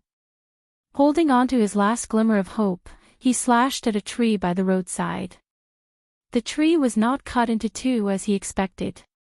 There was only a scar on it. Immediately, he knew that he was thinking too much. Other than being thicker and blacker, it was not much different from a kitchen knife that cost $10 on Earth. Fairy tales were indeed all lies. The few of them returned to the beast park and the kitchen was already empty. Tinghulu and Tai Dao sent the jar back to Renbochin's house. Renbochin went to pull the cook out of bed and said, Come, I'll give you something good. What is it? The cook followed Renbochin out of the house with a blank look on his face. Go to the kitchen and prepare some meat first. I'll go get something. Renbochin patted the cook's back and went straight to the room to get some spices. When he reached the kitchen, he put it on the table. Look, it's good stuff. Are these the spices that Caretaker Ren uses in the imperial kitchen? The cook opened the small bag and was pleasantly surprised when he saw what was inside. "Oh, you're quite well informed." Renbochin patted the cook's back and said, "Hey, I have a brother who works in the imperial kitchen. Today, he even asked me about you." The cook touched the back of his head and gave a simple and honest smile. "Yes, I'll tell you how to use these spices.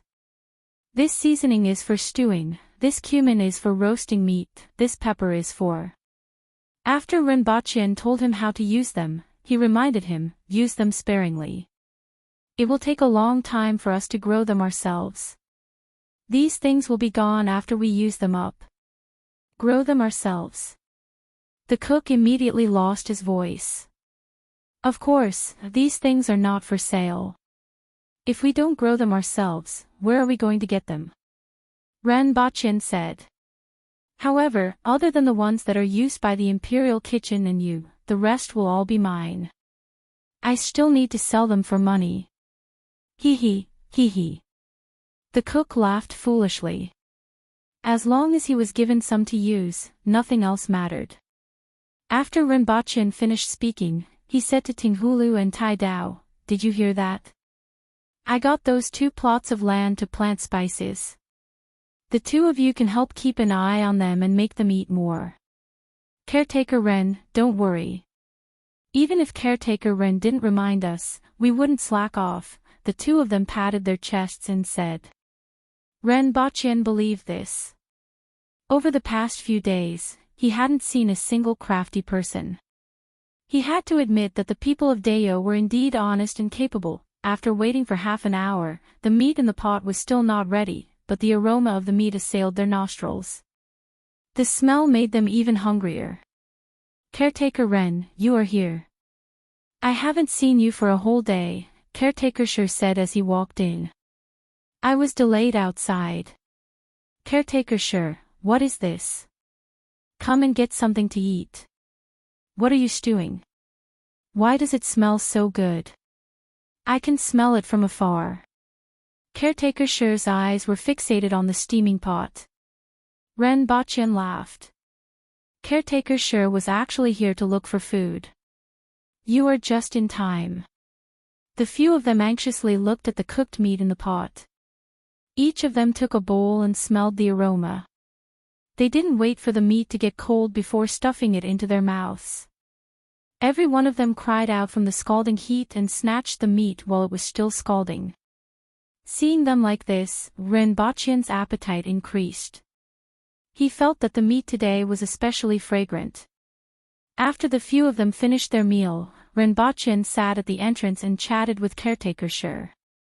Renbochin was impressed when he saw Caretaker Sure holding a bowl of meat soup and occasionally spitting out mouthfuls of it. In this meal just now, the few of them ate at least 1.5 kilograms of meat each. The few of them only ate a huge hind leg. No wonder the people of Deo have such good physiques. Indeed, good physiques are supported by a good appetite.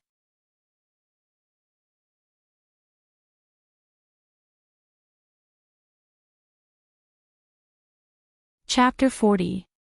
The next morning, Renbochin prepared some bamboo leaves and water for Tian Tian and Gun Gun. Then, he brought them to a piece of flat land not far from the kitchen to look for leather. In a large open space, there were poles with ropes in the middle. All kinds of furs were hung on the poles, and after some simple cleaning, they were hung there to dry. There were cowhide and sheepskin. There were about 100 odd job workers and family members in the beast park. Based on the appetite of the people of Deo, the amount of meat they ate every day was quite large. At the very least, they had to kill 3 cows and a sheep. This was under the circumstance that the sheep in this world were bigger than the horses in Deo's previous world. Every day, after killing them, they would simply wash their skins and dry them. Then, they would fold them into bundles and store them in the storeroom. Once they had accumulated a certain amount, they would sell them to buy alcohol. This kind of fur, which had only gone through the simplest treatment, was of very low value, so no one cared about it. Some of them were the skins of the dead animals in the beast park. Renbachien even saw the skin of a saber-toothed tiger. There were black stripes on the yellow fur, which were much larger and denser than the stripes on a tiger. It looked more like the skin of a leopard, but the patterns on it were much larger and not circular. It was said that 2 saber-toothed tigers fought yesterday and one was bitten to death. The furs that were being dried here were all in good condition. Renbachien covered his nose and looked at them. Then, he got someone to roll up all the dried furs and carry them away. Although it had been cleaned, it still emitted an extremely heavy stench, attracting many flies and other vermin to fly around. Remove the oil film and flesh from the surface first. Renbachien instructed as he pulled Tai Dao and Tinghulu over. Of the 10 servants under him, 3 were in the ice cellar, 5 were in the pear field, and only 2 were here. He spent the whole morning cleaning out some leather, then soaking it in water for another 2 days before it could be used. Renbachien tied up the rest and threw them to the side. Then, he brought the 2 of them to Baishur district to look for a blacksmith to forge the fan according to the pattern. Renbachien had considered going out by himself. However, after thinking about it, the Dayo people didn't treat outsiders very well. Furthermore, Dayo's combat power was much stronger than his. If anything were to happen, it would be too late for him to cry. In the end, he could only wait for the 2 of them and only went out after noon. When he arrived at Baishur district, he saw the same shop owner as last time. He showed the fan to him. This can be done, right? Some parts can be replaced, such as the fan blades and the base. They can be made of metal or wood. What is this?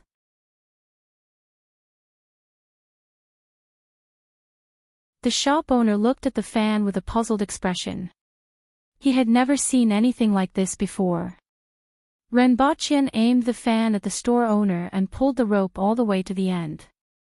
The blades of the fan spun, sweeping up a gust of wind toward the shop. After the rope was straightened and released, the fan blades began to rotate in the opposite direction. Feeling the wind blowing against his face, the blacksmith shop owner's eyes lit up. This thing is interesting. After receiving the fan, the owner pulled the rope behind it, and the fan blades began to spin. Then, he let go and turned in the opposite direction. Then he turned the fan to his face, pulled the cord, and let go. Pull the rope. Let go. Pull the rope. For a moment, she was having so much fun that she forgot about Renbachien and the rest. Renbachien saw that the shopkeeper was having fun. After waiting for a while, he had no choice but to interrupt him. How is it? Can you do it? Oh. Oh. The shopkeeper suddenly reacted. Then we'll have to take it apart to see the structure inside. Is that okay? Yes, the lid at the back will open as soon as I lift it. The shop owner opened the back cover according to Renbachien's instructions. The internal structure was very simple. There were only bearings, rubber rings, and ropes. At first glance, it looked very simple. However, the shopkeeper frowned and asked, "Where did you make this?" "What's wrong?" Renbachien asked. "We can't reach this level. This is too perfect. The thickness of every part is the same. I really don't know how it was made." The shopkeeper pointed at the bearings inside and said to Renbachien. Renbachien finally understood. The bearings made in the modern era were naturally not comparable to the ones made by these craftsmen. It's fine as long as it doesn't affect the usage. However, it must be smooth. Otherwise, it will affect the strength of pulling the rope, and there will be noise, Renbachien said. The shopkeeper touched his chin and said, "That can be done. We don't have this thing here." The shopkeeper pointed at something inside and said. Renbachien took a look and saw that it was a rubber ring. This thing could be made with animal tendons, but there was no need to tell the shopkeeper. "After the first one is done, I'll check it. If it's up to standard, I'll need another 20. We might need more in the future. However, within 3 months, you can't leak this thing out and you can't let anyone else make it, Renbochin exhorted. Initially, he wanted to set a longer time limit. However, he thought that this kind of earthen fan was easy to make and others could easily understand it. Even if he restricted the shopkeeper from making it for others, as long as others bought one, they could easily find a blacksmith shop to replicate it. Therefore, I might as well limit it to 3 months. As long as the first batch of my goods appears in the market, I'll be able to make a sum of money. 3 months isn't long. However, you have to make at least another 20, the shopkeeper said. As long as you can make it up to standard. If you can't make it up to standard, no one will ask you to make this thing, right? Renbochin said. Don't look down on my skills. Although I can't reach this level, I can definitely be smooth. The shopkeeper patted his chest and said. That sound was so loud that Renbochin felt like his internal organs were going to come out. Can you leave this thing here for me to study? The shopkeeper asked again. He kept fiddling with the fan. Renbochin didn't know if he liked the fan or the bearings inside. Sure. How long will it take for you to make it? Renbochin asked. This thing can be collected the day after tomorrow, the shopkeeper said. Renbochin calculated that he should be returning to Earth the day after tomorrow. I will give you 1 more day, 3 days later. Renbochin left the fan with Tinghulu and Tai Dao. He returned to the beast park and continued to clean the fur. In the afternoon, Renbochin was called to the palace and brought to the imperial kitchen. Brother Ren. Upon seeing Renbochin, Caretaker Go's facial expression twitched for a long time. Finally, he lowered his head and called him brother. Renbochin liked the character of Dayo people. As long as he said it, he would definitely do it. Even if he was unwilling, he would still do it. Furthermore, Renbochin felt extremely comfortable when he saw a burly man lowering his head and calling him brother. The other people in the imperial kitchen greeted him with much more sincerity. After all, the condiments that Renbochin brought were an eye-opener for them. They could proudly say that at least the items in Dayo's imperial kitchen were the most complete in the world. The imperial kitchen in the Lianyun kingdom couldn't be compared to the imperial kitchen in the Great Xia Palace. Brother Ren, what are you cooking today? One of the people in the imperial kitchen asked. At first, it was a little awkward to call him Brother Ren. However, after a few times, he got used to it. Renbochin was from the northeast. Naturally, he was most familiar with northeast cuisine.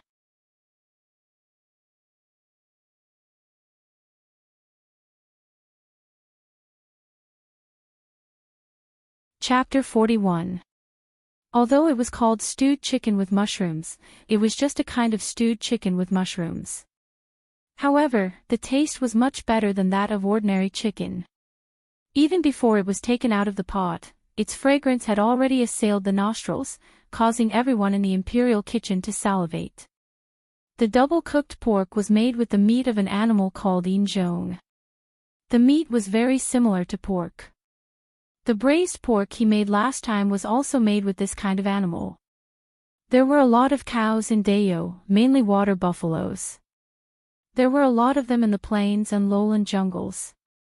Many of them were farmed as well, and they were the main type of food in Dayo. After stewing the dish, Renbochin found a place to sit.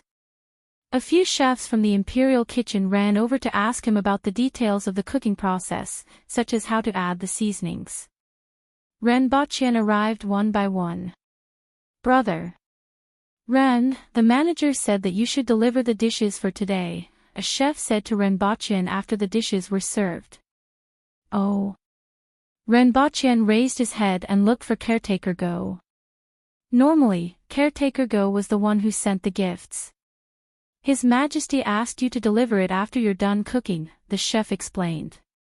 Only then did Renbochin nod his head. He carefully carried a metal plate with a few plates of cooked dishes and rice on it and covered it with a lid. He carefully carried it out and saw a soldier standing guard outside.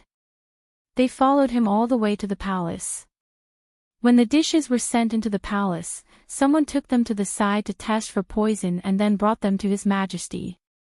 On the other hand, Rinpoche waited at the bottom of the steps. Continue with that story of yours. The Empress got up from the couch.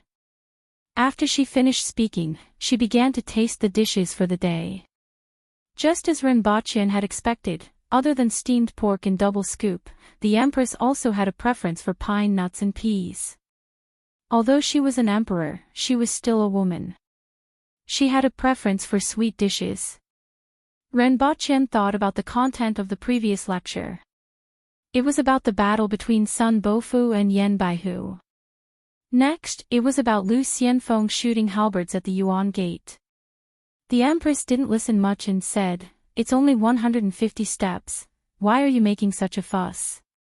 There was no lack of hunters in Dayo who were able to hit their targets. Previously, when I heard you speak of it, I was thinking, you are so weak, yet your country was not destroyed. Rinpoche was left speechless by the Empress's words. The difference in strength between the people on earth and this world was too great. There was no way to compare them. He would send people flying with a kick at the slightest provocation, and even the stone wall would have a hole in it. How could a person get up and fight again unscathed? This seemed to be very common in Dayo. On Earth, this kick would have killed him. Not to mention tearing down a city gate with his bare hands. Perhaps only Li Yuanba from the romance of the Sui and Tang dynasties could try. After talking about the three kingdoms for 4 to 6 hours, Rinpoche finally withdrew. After Rinpoche left, the Empress picked up a piece of paper beside her and looked at it again. Everything that happened to Rinpoche at the Qin family's medicine shop was clearly written on it. He's rather kind-hearted, the Empress said faintly. However, this method of his can be carried out first. However, there was another thing in the report that the Empress was very concerned about. It was the 3 books that Rinpoche took out. When Rinpoche arrived, he was clean and had nothing on him. For him to be able to take out 3 books now, it probably had something to do with him disappearing every few days.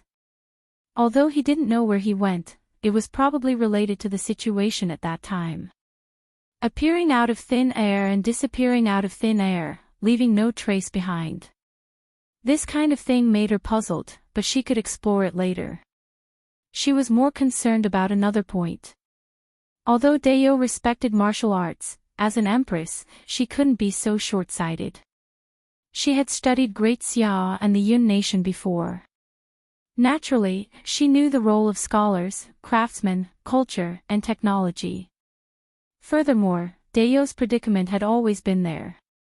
Almost all the technical content was brought in by merchants. Several generations of emperors had always wanted to send people out to learn, but the results were very little. Rinpoche had once taught the method of making ice to the Beast Park's manager and taught the method of stopping postpartum hemorrhage to the people at the Qin family's medicine shop just to save a few more people. This showed that not only was Rinpoche capable, but he wasn't like the other countries that sealed off all kinds of technology and knowledge from Dayo. This allowed her to see the possibility of obtaining all kinds of knowledge and technology from Rinpoche. If he was the kind of person with evil intentions, she could use other methods to make him spit out everything he knew. However, from the way Rinpoche handled things, he could be considered as kind-hearted. Furthermore, he wasn't stingy when it came to passing on things that he knew to others. This made her feel that he could be used. What Dayo currently lacked the most was people like him. Naturally, Rinpoche didn't know what the Empress was thinking. The next morning, he brought Tinghulu and Tai Dao to continue cleaning the leather. Rinpoche watched as the two of them used a knife to scrape off the minced meat and oil film on the leather. Their movements were extremely swift, and every time the knife landed, a piece of oil film would fly off. Seeing that it was scorching hot, Rinpoche went forward to give it a try. He extended his hand to Tai Dao and said, "Let me try." Tai Dao passed the knife to Renbochin with a simple and honest look on his face. One cut. Renbochin cut a hole in the cowhide with one cut. Renbochin thought for a while and decided not to spoil things. He returned the knife to Tai Dao and went to play with Gun Gun and Tian Tian at one side. Gun Gun and Tian Tian spent most of the day eating and sleeping. Occasionally, when they woke up, they would play like two balls. Their actions made people howl. The people in the Beast Park shook their heads when they saw Renbochin raising these two little things. They couldn't eat and couldn't hunt. They ate every day and were extremely stupid. They really couldn't understand why caretaker Ren liked to raise these things. However, Renbochin didn't care at all. These were pandas. On Earth, if you wanted to see them, you had to stay far away. At most, you could take a photo with your phone. You didn't even have the chance to get close to them, let alone raise two of them as pets. Renbochin sat on the stone slab in front of the door and looked at the two little fellows crawling around on his knees. He was extremely happy. He thought to himself that he should bring his phone next time and take a few photos of these two little fellows to post on the internet. At night, Renbochin went to the palace again. This time, he made twice-cooked pork, double-cooked pork, and pine nuts with peas. The previous dish, double-cooked pork, was the Empress's favorite. She finished half a plate of it by herself. This time, the Empress asked for it by name. Renbochin had to admit that the Empress was much more thrifty than the ancient emperors. She only had 4 dishes for a meal, which couldn't even be compared to some of the village officials. Of course, this was also related to the fact that Dayo wasn't very rich. The Empress also didn't have any extravagant habits. When talking about Cao Cao's discussion about heroes, the Empress said, "This Cao Cao was indeed a character. Unfortunately, he was too weak." Renbochin thought for a long time and felt that the Empress was definitely referring to Cao Cao's individual strength. Regardless of whether it was Lu Bu or the other valiant generals, the Empress was somewhat dismissive. According to the Empress, the description of those valiant generals in the book was something that even the commoners in Dayo could do. Yet, they could actually become valiant generals. This showed how weak these people were. This made Renbochin speechless. The individual strength of these people on Earth was indeed inferior to that of Dayo. However, he was actually despised. This was too embarrassing for the people on Earth. He pondered in his heart. After talking about the 3 kingdoms, he wouldn't talk about the romance of Sui and Tang anymore. Next time, he would talk about Journey to the West and Investiture of the Gods.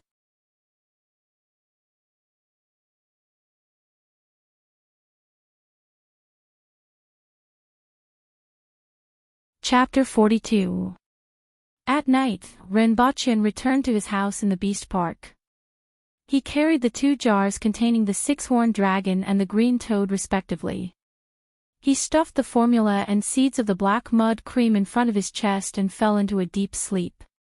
He didn't know when he fell asleep, but he subconsciously turned over and almost knocked the jar upside down, waking him up with a start. He opened his eyes. Although it was dark around him, he could still tell that he had returned to his bedroom in China. He moved the 2 jars to one side, switched on the lights, and opened the mesh cover. He was relieved to see that the 2 fellows were still alive and kicking inside. He covered the lid again and looked at the time. It was not yet 4 o'clock. Since he couldn't sleep, he went to the living room to watch a movie on the television. When he wanted to go out for breakfast in the morning, he realized that it was a little cold outside. He looked at the date and realized that he had been to the other world 5 times. Each time, he was there for 9 days. Adding the 3 days on Earth, it was a total of 12 days. These 5 times meant that he had been there for 2 months. It was already September. He went back to the house and found a jacket that he used to wear. It was a little tight on his body, and it seemed that he had put on weight recently. He looked at himself in the mirror. His face didn't seem to have put on much weight, but his body shape was indeed more shapely than before. He went out for breakfast before calling Qing. These few days, Qing had called him twice, but as usual, no one picked up. Other than him, there was another call from Bing.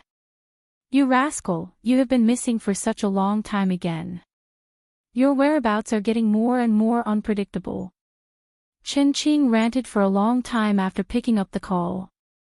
"I have the formula for the black mud cream," Renbochin said plainly. "Ah. Where are you?" Qing didn't have time to complain to Renbochin and immediately asked. "I will send it to your father's company in a while. Speaking of which, has the research on the black mud cream been organized?" "I don't know the specifics. I didn't ask much. However, it seems that the core personnel are still lacking. It should be done soon. Once your formula is here, I reckon that we can start." "All right, I will be there in a while." Renbochin hung up the phone and went back to move everything into the car. He drove to a foreign trade shop to buy some casual clothes before heading to Qing's father's company.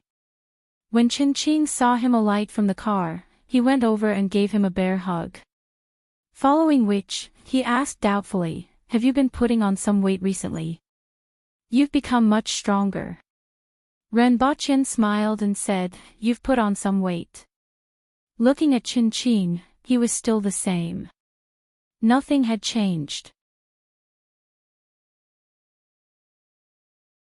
Renbochin joked, "You and Jiangnan are about to get engaged, so stop wandering around. Be careful that you need to take medicine in the future." "Don't worry, I've been paying attention. I've been taking the medicine prescribed by an old Chinese doctor for more than half a year," Qing said with a laugh.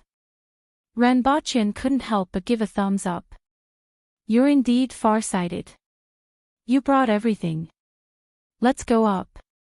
Qing pulled Renbochin along. "Wait, he's still in the car."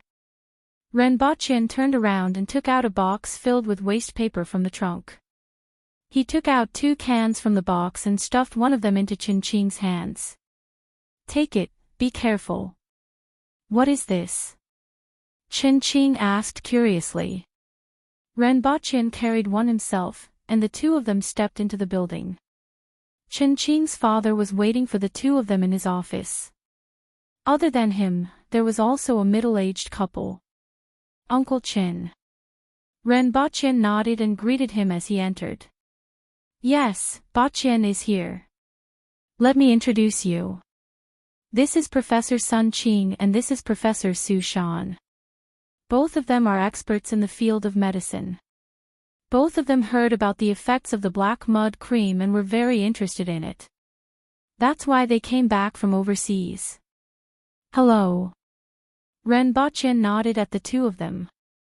Su Shan returned a smile, but Qing seemed to be thinking about something. It was as if she didn't hear what Qing's father said and didn't see Renbochin. Renbochin didn't feel that he was being left out. He heard that many researchers were eccentric and didn't know the ways of the world. This Sun Qing might be one of those people. Renbochin and Qing placed the cans on the table. "What's this?" Qing's father asked.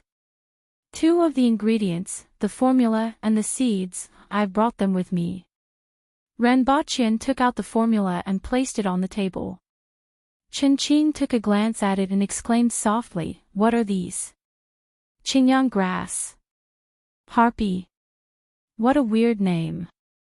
Hearing Qing's words, Su Shan walked over and asked, "Can I take a look?"